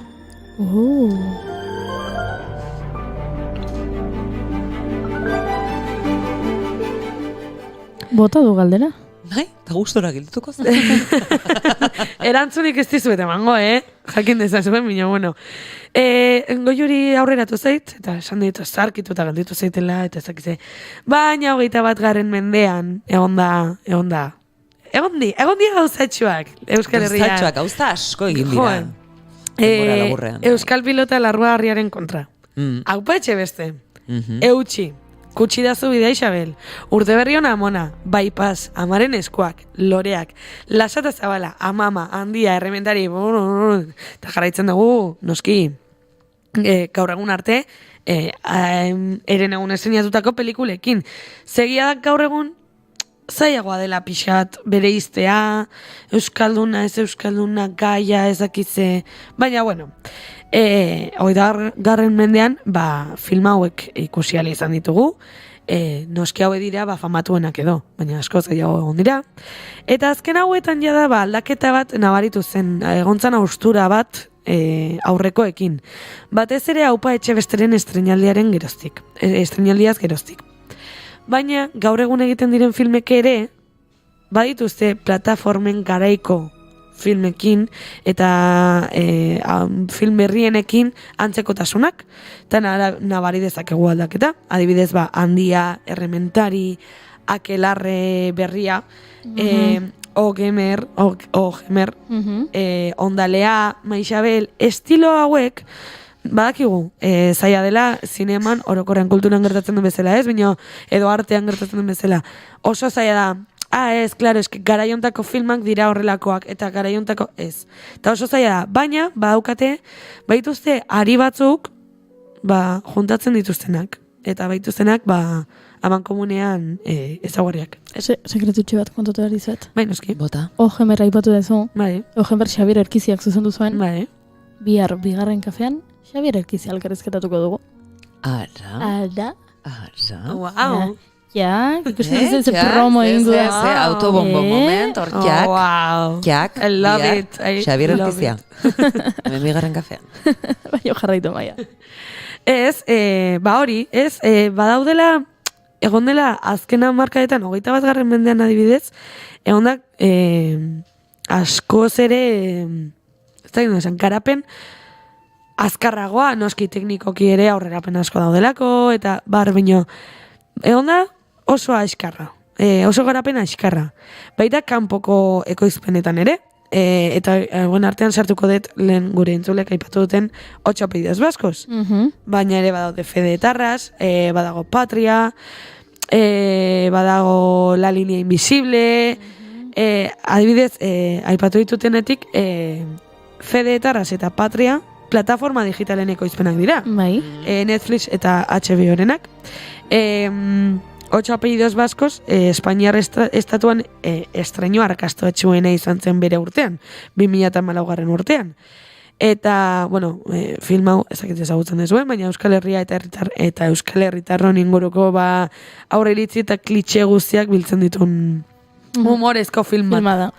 Eta, bueno, Andaluziakoak ere sartze dituzte. Orduan, bueno, beste gabe. Fede Tarras ere, parodia moduan sailka genezake, Patria, Fernando Arambururen liburuan oinarritetako telesaia da, hau ez filma, parodia. baina, eta bai seriagoa da, La Línea Invisiblerekin batera, eta bar. Eta hauen estiloa, hauen kontatzeko modua, dago oso sartua gaur egungo filmetara, gaur egun plataformetan ikusten ditugun hoietara. Eta hauek kontuan izan da, Euskal Zinema referentzia dela esan genezake, ze film hauek ez dira hemen ekoitziak edo ez dugu esango Donostin eta Getarian grabatutakoak, bueno, grabatu bai, baina egindakoak edo sortutakoak ez direla. Baina, bai ematen dutela mamia, edukia, guk ematen dugu, Euskal Herriak, Euskal Herritarrok, gure historiak, gure kulturak, gure izan humorerako, izan informaziorako, izan historia dokumentalerako, dena delakorako. Baina noski, kultura kontsumitzeko plataforma hauetan, zein da gure presentzia, zein da Euskal Zinemaren presentzia. Badaude, geroz eta gehiago ari da errementariak, elarre, hauek badaude, handia, lasata zabala ja ez dakit badauden, loreak ere ez dakit badago, baina bueno, egon dira plataformetan, esanet mainstream plataformetan, eta Euskal Hedabide askotan ikus ditzakegu filmak, gure ekin eta ekinek esan duen bezala, YouTubeen ere aurki ditzakegu batzuk. Asko zobeto liburutegira jote balbazarete, eta anartu, eta etxera eraman, eta zaindu. Hori da. Eta gero bueltatu iraungitze data pasa baino lehen. Eta bar. Baina, bueno, nik hausnarketatxo bat egin nahi nuen horrekin. Zein izan den gure historia, eta zuek ere esan dezun bezala, ez tegula egia ezagutzen Euskal Zinemari dagokionez bueltatzen naiz, Eta zegoraka dauki duen azken urtetan, eta industria eta ez industria, eta zer da Euskal Zinema, eta zer ez da. Baina, Euskal Herriak eukidula beti grina zinemarako, baduela oraindik ere, eta ari direla sortzen gauza oso politak, eta presentzia, edo gure artean presentzia ere, esan nahi dut guk ezagutzen ditugun film hauek, guk kontsumitzen ditugun film hauek, nola kontsumitzen ditugun, euskeraz kontsumitzen ditugun, ez. Hori, pixka bat, bakoitzak pentsa dezan, eta noski informazioa baduzue interneten, eta nik beste batean ekartzen nahi baduzue, ekarriko dut. Baina, bueno, kuriosari ditu zait, eta garrantzitsua. Beraz, hortxe, pastela. Eskerrik asko, Amaia, gomendio bat egin dizute. Twitchlariek. Frantziar estatuan ere egin omen zuten 8 apellidos baskosen antzeko bat. Bai? Bai, nik aitortu behar dizut ikusi dudala. Eta? Zein da obea edo kerra? Zein da? Zein da obea? Uste dut? Ez dakit zer esan, beste da iparraldeko izenburu da noseke iparraldean horrelako zerbait. Eta bueno, hor dauden klitxeak, bai, nik uste idaztean nahastu egin zirela, eta adibidez, eta aipatu nahi zutela, baina pixka bat joan zirela, ez dakit,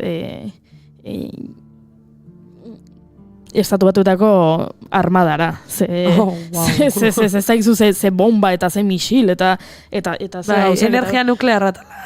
Hemen ekin eta ekinek esateko Misión País Basque. Horixe da. Misión País Basque. Bai, orduan hori da gaurko ez gomendioa. Ez gomendioa. Hori ez ikusi. Maite dut eza. Edo pelikula txar bat ikusi nahi balin baduzu, ze batzutan gertatzen da hori esaten duzula, pelikula txar bat ikusi nahi dut. Ba, orduan, Mission País Basque ikusi, baina begirada kritikoarekin eta gero torri gure gana, parre egitera, esateko, ze ridikulo galanta den pelikula hori. Baina, bueno, bagoaz aurrera, ze... Bainoski. Aipatu behar dugu, gaur gauean gertatuko den zerbait, eta Unai Elordi Hidalgok gezur unibertsal bat ekarriko du gurera. Ojo.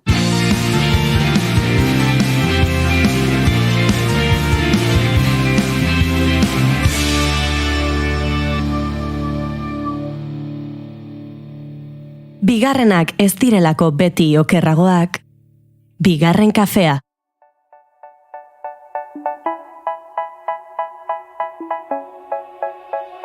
They say, oh my God, I see the way you shine. Azkar, azaldu behar dugu gaur gauean Twitterren gertatuko dena. Wow. Ze, historikoa izango da. Berriz ere irabaziko duzu? Ez, hori... Ikusi duzu, ez? Bai, oso ondo maitena! Hori datorren astelenean izango da. Ados. Baina gaur gauekoa, bai, potoloa izango da, ze, bira, lehen hitzorduak telebistarekin egiten genituen. Bai. Hau da, astelenetan 8 denok sofan iserita amonari gustatzen zaion telesaia hasiko da, eta asteartetan 10 afaria prest, ze lehiaketa bat hasiko da, eta bihar kafe makinaren ondoan lankideekin komentatu behar dugu. Asteazkenean 9:30 futbola, galdu ezina. Ostegunetan, krispetak prestatu dituzue, ze pelikula bat estrenatu behar dute, horrela izaten ziren hitzordu guztiak. Baina antzinako kontua da hori. Telesaiak eta pelikulak streaming plataformetan ikusten ditugu. Edo zein ordutan. Amonak lehiaketa ikusten du, bai, baina nahieran eta tabletarekin. Eta kafe makinaren ondoan eztabaidatu beharrean, sare sozialetan egiten dugu. Bereziki, Twitterren.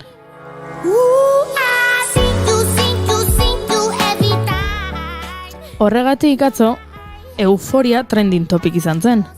Milaka eta milaka lagunek HBO-ko telesaiaren azken atalaz hitz egin nahi baitzuten. Ez dugu spoilerrik egingo. Ez.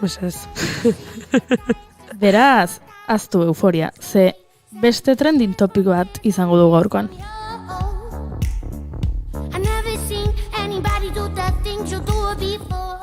Baina gaurko azaldu aurretik beste bat azaldu behar dugu. Ezagutzen duzue Traola Tindercat? Ez. Ez. Bueno, ez zarete bakarrak, ze ni investigatzera sartu naizenean ikusi dut jende askok uste zuela Traola Tindercat zela katuen Tinder bat. Bueno, zentzue, katuentzako... Ez zergatik iten duzun parrez, hori pentsatu du nik.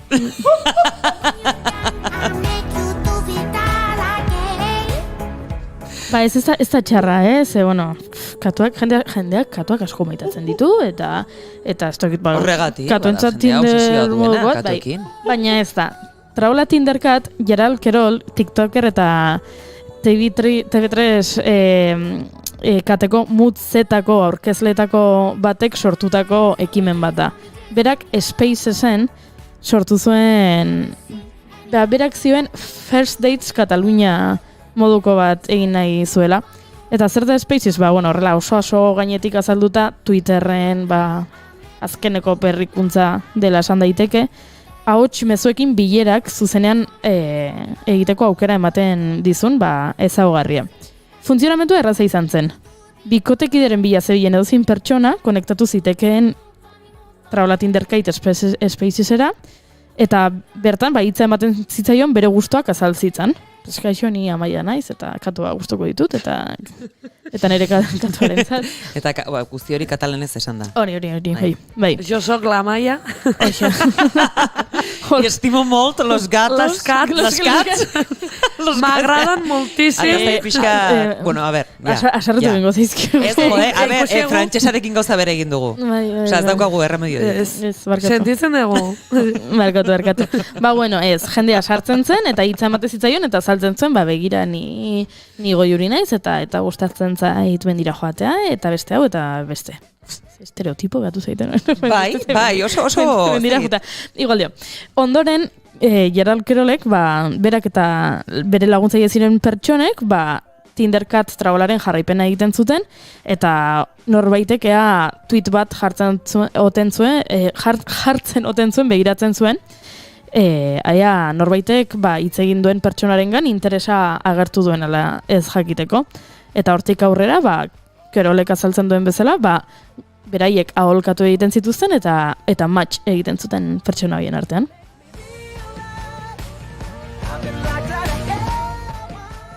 Horrela sortu zen, ia nahi gabe. Ze Kerolek egin zuen, aurretik abixatu gabe. Zer gertatu zen, hasieran 20 minutuko gozatxo bat izan bertzunak, azkenan 300 pertsona konektatu zituela, eta trending topic izaten da egiten duten bakoitzean.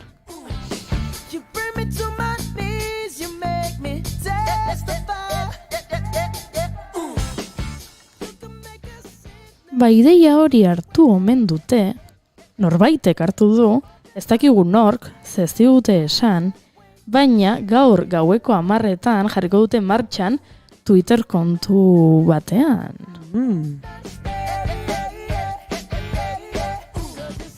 Traola egintril. Egon. Zer? Egintrilekoak idatzi digute Twitchetik. Eta zer dute? Bazekitelako, aipatu egin behar geniela. Zer esan dute, zer dago duela 5 minutu. Kontatu zuek. Zuek kontatu egintril. Hemen txau entzuten. Bai, entzuten ari zarete ez da, egintril. Hor zaudete, bestaldean zaudete, egintril. Egintril, hor zaude. Hora pixka, uija ez dela. Egintril, hor zaudete. Aukeratutako traola izan da egintril, baina esan nahi du egintrilek. Badaude esaten dute, bagaude. Hor daude? Bai, hemen daude. Entzun, eta zuzendu. Hori da. Egian ez dugu ondo esaten, baina... Eta eman informazio gehiago neba ez dute. Hori da, blen primizian. Tril egitea da, ustekabean aurkitzea, topatzea. Wow. Oso interesgarria.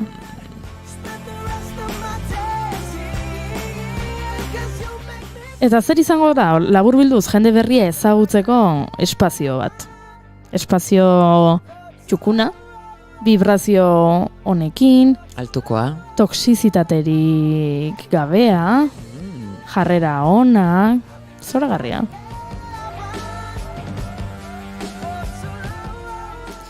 Baina ez da ligatzeko soik, pertsona berriak ezagutzeko eta haiekin konektatzeko espazioa izango da batzuentzat. Eta beste batzuentzat, ausartzen direna. Agian, ez dakit. Puentin egitera animatzen zaion norbait ezagutzeko izan daiteke. Bai, nintzen horretan pentsatzen. Badakit ez horregatik esan dut nik hau. Hori izan da bere karpena. Esan dizut, rapatu denetik. Gaur gaueko 10:00 abiatuko dute ekipena, Twitterreko abildua egintril kontuan sortuko duten Spacean. Esan dugun bezala, Spaceak dira, audio bitartezko bileratxo hauek. Twitterren azken berrikuntza dira, eta audio gela honetan, horixe, jendea ezagutuko dugula.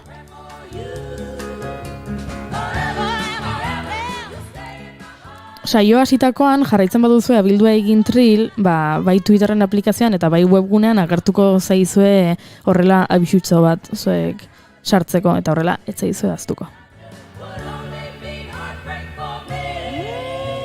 Hala ere esan dute, ustekabean topatzeko edo tril egiteko aukera gehiago izango ditugula, agian norbait zuzenean ez da usartzen, lotxa ematen dio.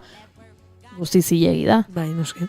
Lasai, ze mezuak irekita dukiko dituzte abildua egintrilekoek, eta agian beste uneren bantean, zuk mezu bat bidali ezakezu, zure burua orkesten, edo galdetzen zerbait, edo norbaitengatik. Eta Twitterrik ez baduzu, baina Instagrama bai, hor ere bilatu, ze hortxe daude, saltxero hutsak dira. Zera diote, Twitter kontutik, hauek egintrilekoak, Twitter kontutik pasa eta sartu. Jarriko duen toki batean sartzea. Sartu, jarriko duen toki batean sartzea. Sartu, jarriko duen tokian sartzera, bai. Edo sartu jarriko du. Eta sartu jarriko duen? Sartu jarriko duen toki batean sartu behartzara. Vale. Bai? Sartu. Eman. Bai. Baina Insta zein email bidez ere komunikatu zaitezkete. Eta galdetzen digute, eta zuek pasako zeate? Agian bai.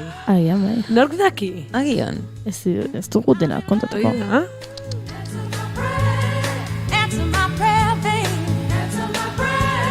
Arkakusok dio, ni bai. Arkakuso, zu nola ez. Saltxa guztieko perejila zera. Gure Mari Saltxera. Ba horixe, gaur 10:00 abildua egin Trill Twitter kontuan. Guazen jolastera.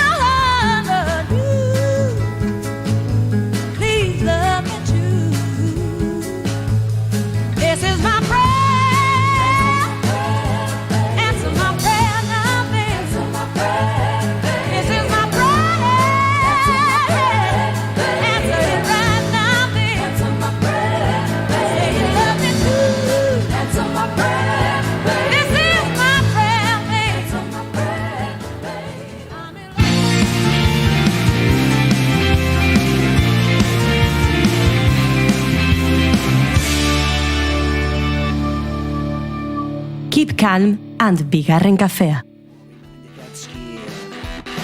Whatever happened to your hero, she can be free.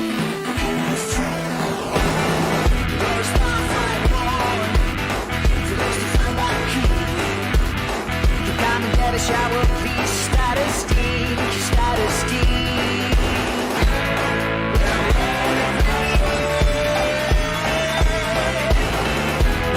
You gotta see how to leave it. Yeah. Just know what I leave. I'm in the front stairs. Take it easy, follow, step by step. The game plays with us. We want you not to make a plan. We want you to feel empty, yeah, if you don't play.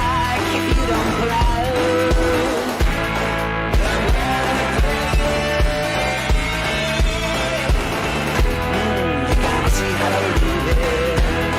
You gotta see how to leave it. You gotta see how to leave it.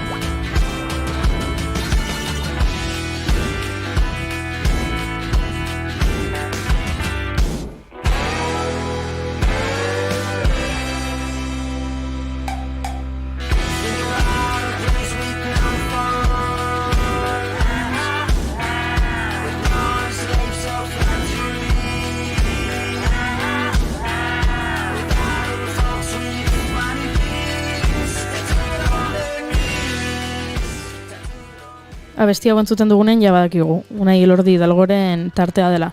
Eta uste dut gaur gezur unibertsal baten inguruan hitz egin behar duela, ze badakizu daudela bi gezur unibertsal. Bi bakarrik? Bai, daude bi. Beste dira, bi hoietatik nazioarteko gezurrak, bestek dira gezur lokalak, baina unibertsalak dia bi. Bota. Lehenengoa da, azkena eta etxera. Oida, gezurra. Eta bigarrena da, bai, onartzen ditu erabilera terminoak.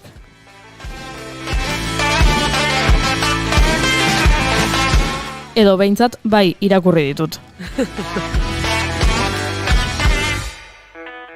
Plataformaren batean erregistratzen garenean, erabilera terminoak eta baldintzak askotan ez ditugu irakurtzen. Eta arriskoa dago, ze, bueno, plataformatik bestera, arrisku horiek alda daitezke. Baina, jakin behar dugu, datu horiekin zerbait gertatzen dela. Arrisku bat adibidez izan daiteke, zerbitzu de plataforma horrek erabiltzailearen datu pertsonalak 3. bati saltzea. Baina askoz gehiago daude. Eta Unaiek kontatuko dizkigu. Arratsaldeon. Arratsaldeon Unai. Zer moduz? Ondo. Zertaz mozorrotu zara? Zer da zure mozorroa? Korsario bezala mozorrotu naiz, baina goran kaputxa oso gaizki gelditzen zait, orduan kamera aurren nola dauketen, kendu. Bale. Bakak etzaizkizu ikusten. Bale, ez, baina, horrela jazta. Ez da, azaldu dugu, gure, hemen pirata badaukagu. Bale. Eta hori izango da pixe bat gaurko gaia, ez? Bai, baina pixkat matizatu nahi. Bai. Hau da, erabilera terminoak irakurri da gauza bat, baina gero aplikazio mobilak erabiltzeiteun momentuan guk hitza berez da permiso hitza. Permititzei jau sensore bat erabili edo beste bat erabiltzea, ez? Baina, gauza bat da, zu konstiente izatea zer aktibatzen ari zaren da zer desaktibatzen ari zaren. Baina ez dizuena kontatzen da permiso hori eman da gero zer egin dezaken desarrolladore batek, edo hacker batek, edo zer egin dezaken, ez? Orduan, helburua da pixka bat, adibidez, kamera aktibatzea uste bali maizut, ikusiko dugu noiz, nola, zer egin dezaken, noiz atera ditzazken argazkiak, horrelako goztataztik, du. Bale, adibidez, ez dakit, mugikorrean daukagu Zoom aplikazioa, oso famatu egin zena konfinamentu edo itxialdi garaian, eta sartzen garenean horri bai kamera albidetzen dugu, ze bileratako beharrezkoa da.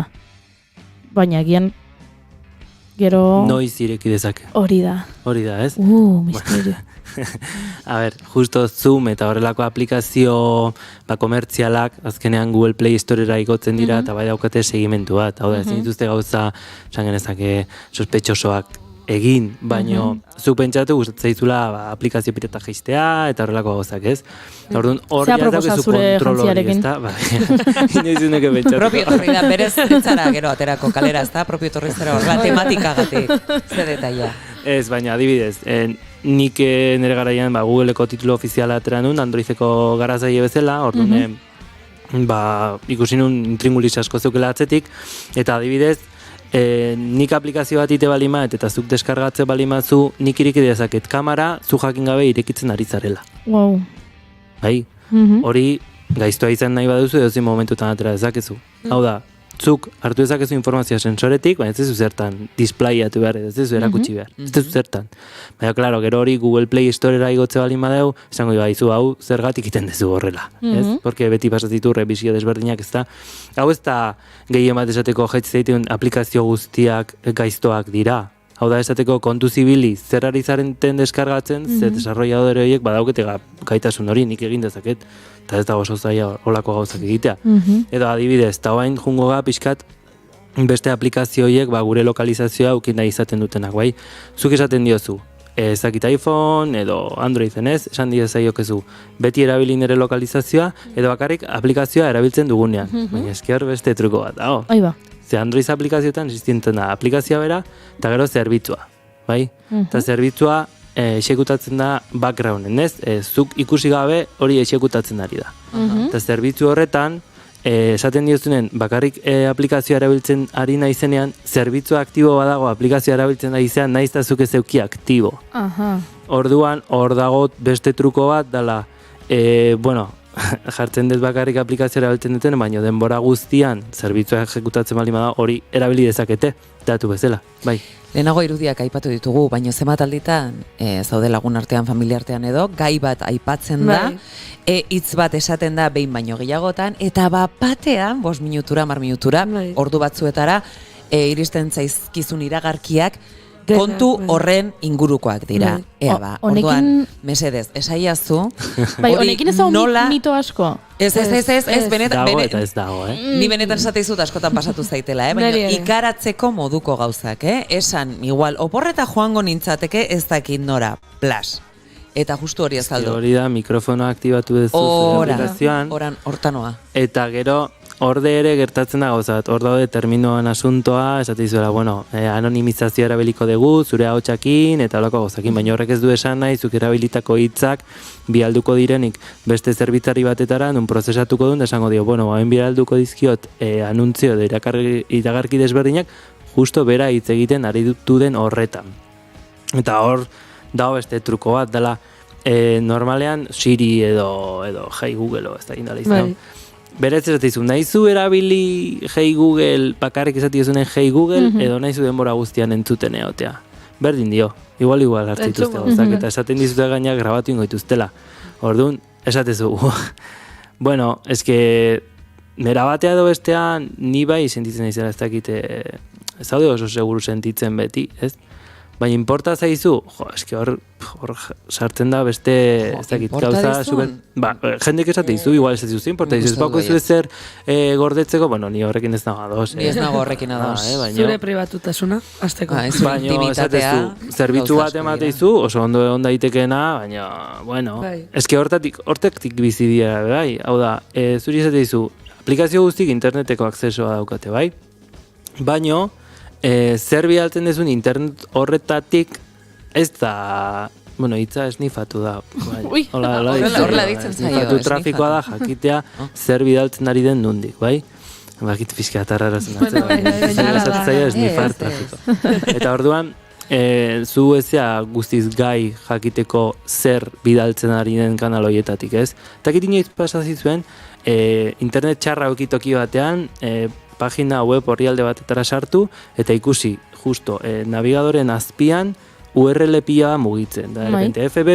Ez dakize, eta ez dakize. Hori dira, pagina web batean dauden script txikiak, dira olako programa txikiak, dela bialtzen zure cookieetako informazio guztia, Facebookera, Googleera, toki guzti horietara. Zeran do. Jon Lizek dio, bueno, kontua da, zuk maiten aipatu duzunaren ondoren idatzi du, kontua da, ja gu baino gehiago badakitela. Guk baino gehiago dakitela aplikazioak, ja badakite gure ingurua zein den, guru gustuak zeintzu diren, modan zer jartzen ari den. Bai, beraz, agian, zuk pentsatu horretik maltara joan nahi dut, zure mugikorrak badaki joan nahi duzula. Benetan esatizutak jende askorekin partekatu dut, eh? Osa, beste gauza niri bakarrik pasatu zegoen zerbait. Eta hori entzuten dute, jarraitzen dute entzuten, hori kamera berpizten duten bezala. Nik adibidez, kamera tapatuta dauket aurrekoa. Hemen dauket plastikotxo bat. Ui, niatea naiz berriz ere. Ez, bueno, plastikoa hemen. Ez, hemen plastikotxo bat daukat, eta behintzet, bueno, ni tapatuta eramaten dut, aldeten gehienetan. Enez fidatzen. Eta ondo itezu? Eskerrik asko, eskerrik asko. Nik hori kasi nun, La Casa de Papelen.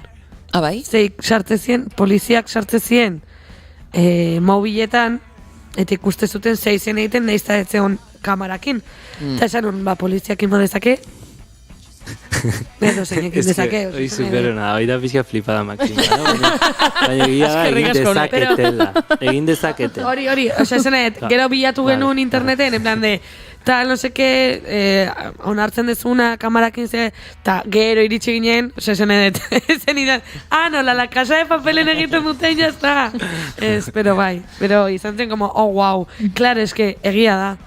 Eta, Googlenakin, Hi Google, jendeak esaten du, zinik dakat aktibatuta, bakarrik esaten dio danean.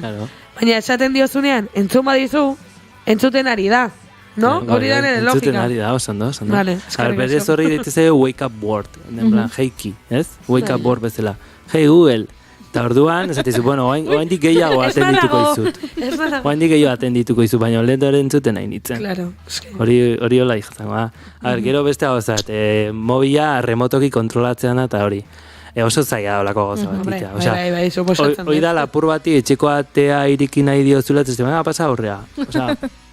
Honekin esan nahi etena oso kostiente izan bartze azteko. Google Play edo App Store horietako batetan olako permiso asko eskatze baituzu, prozesua pasabatu behar dezu, esan behar dezu, zertako behar dezu kamera, zertako behar dezu, zertako akzeditu behar dezu pantailan gertatzen denea, ez?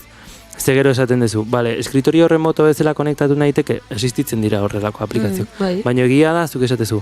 Eta norbaite kontrolatuko balu eta klik egingo balu nire ikono ezberdinetan, zer? Bueno, hori bai kapatuta dago.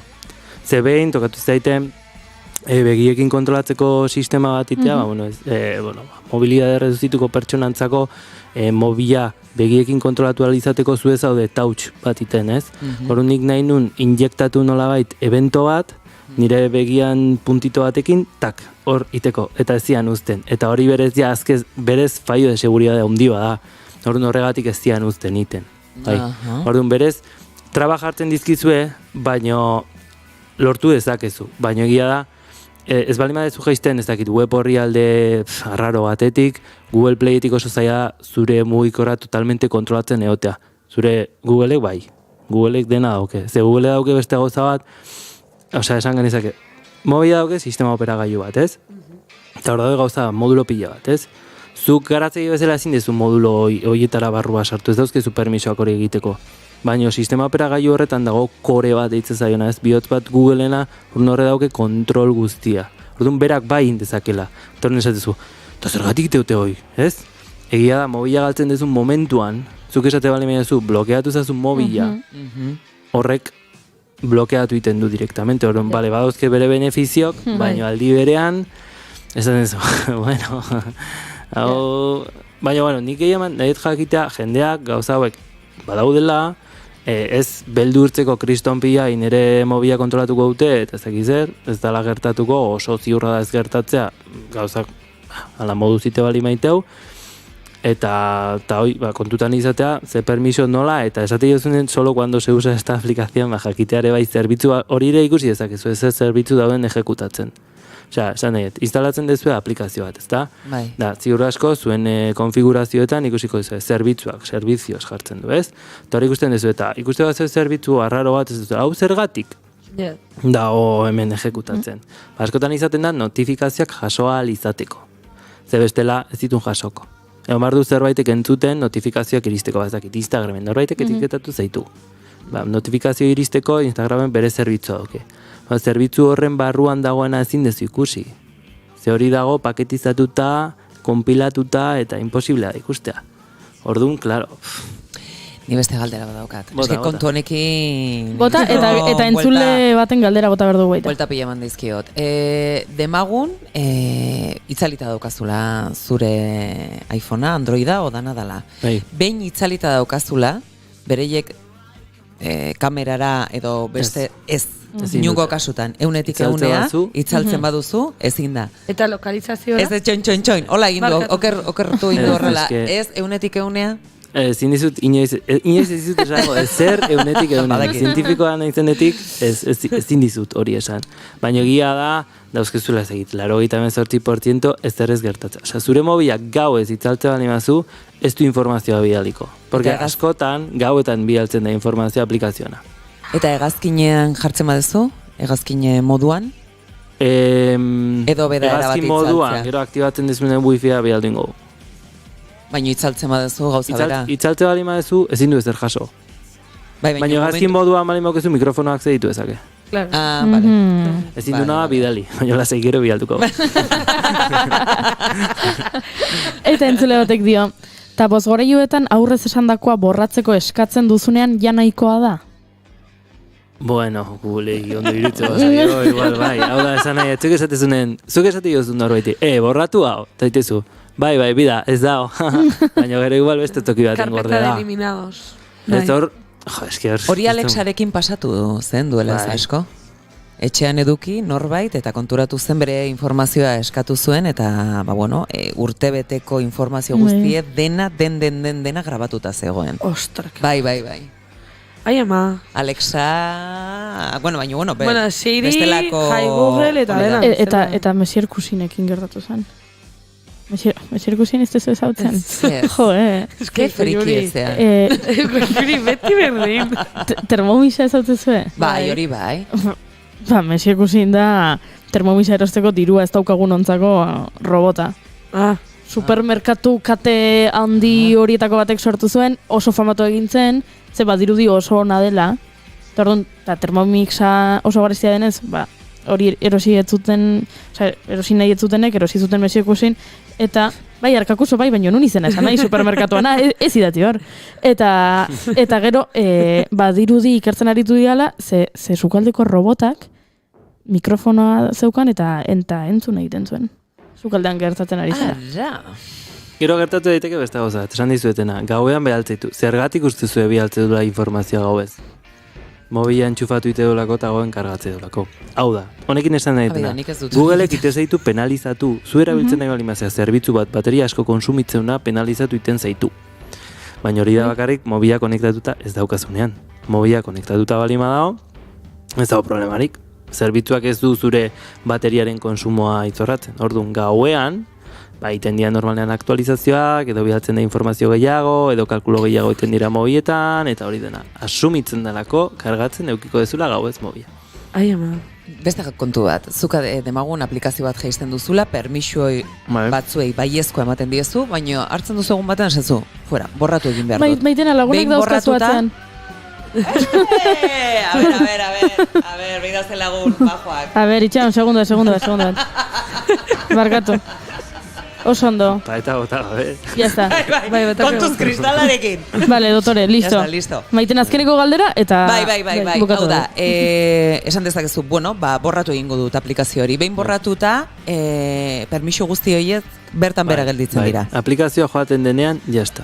Osea, desarrolladore batek, ez balima da Googlekoa gogoratu, aplikaziotik kanpo ezin du ez egin. Aplikazioan bertan gauzak egin ditzazke. Eta sensoretar akzeditu, zuk esate bai oso guzti ozula akzeditzen. Beraz, borratuta, junda. Permisoak fuera. Bai. Horrela, azkar aipatzeko utzi dugu zerbait, Elordi. Seiak ja gainean ditugu. Jendea ez beldurtzeko, baina jakiteko, igual inkonstiente egiteitituen gauza askotan, influentzia badaukeula, eta, simaz, konstiente izateko.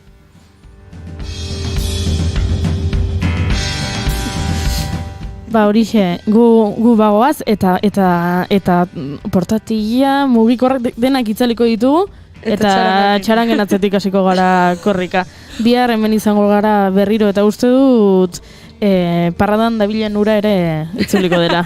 Azea. Beraz, bihar arte, agur. Agur.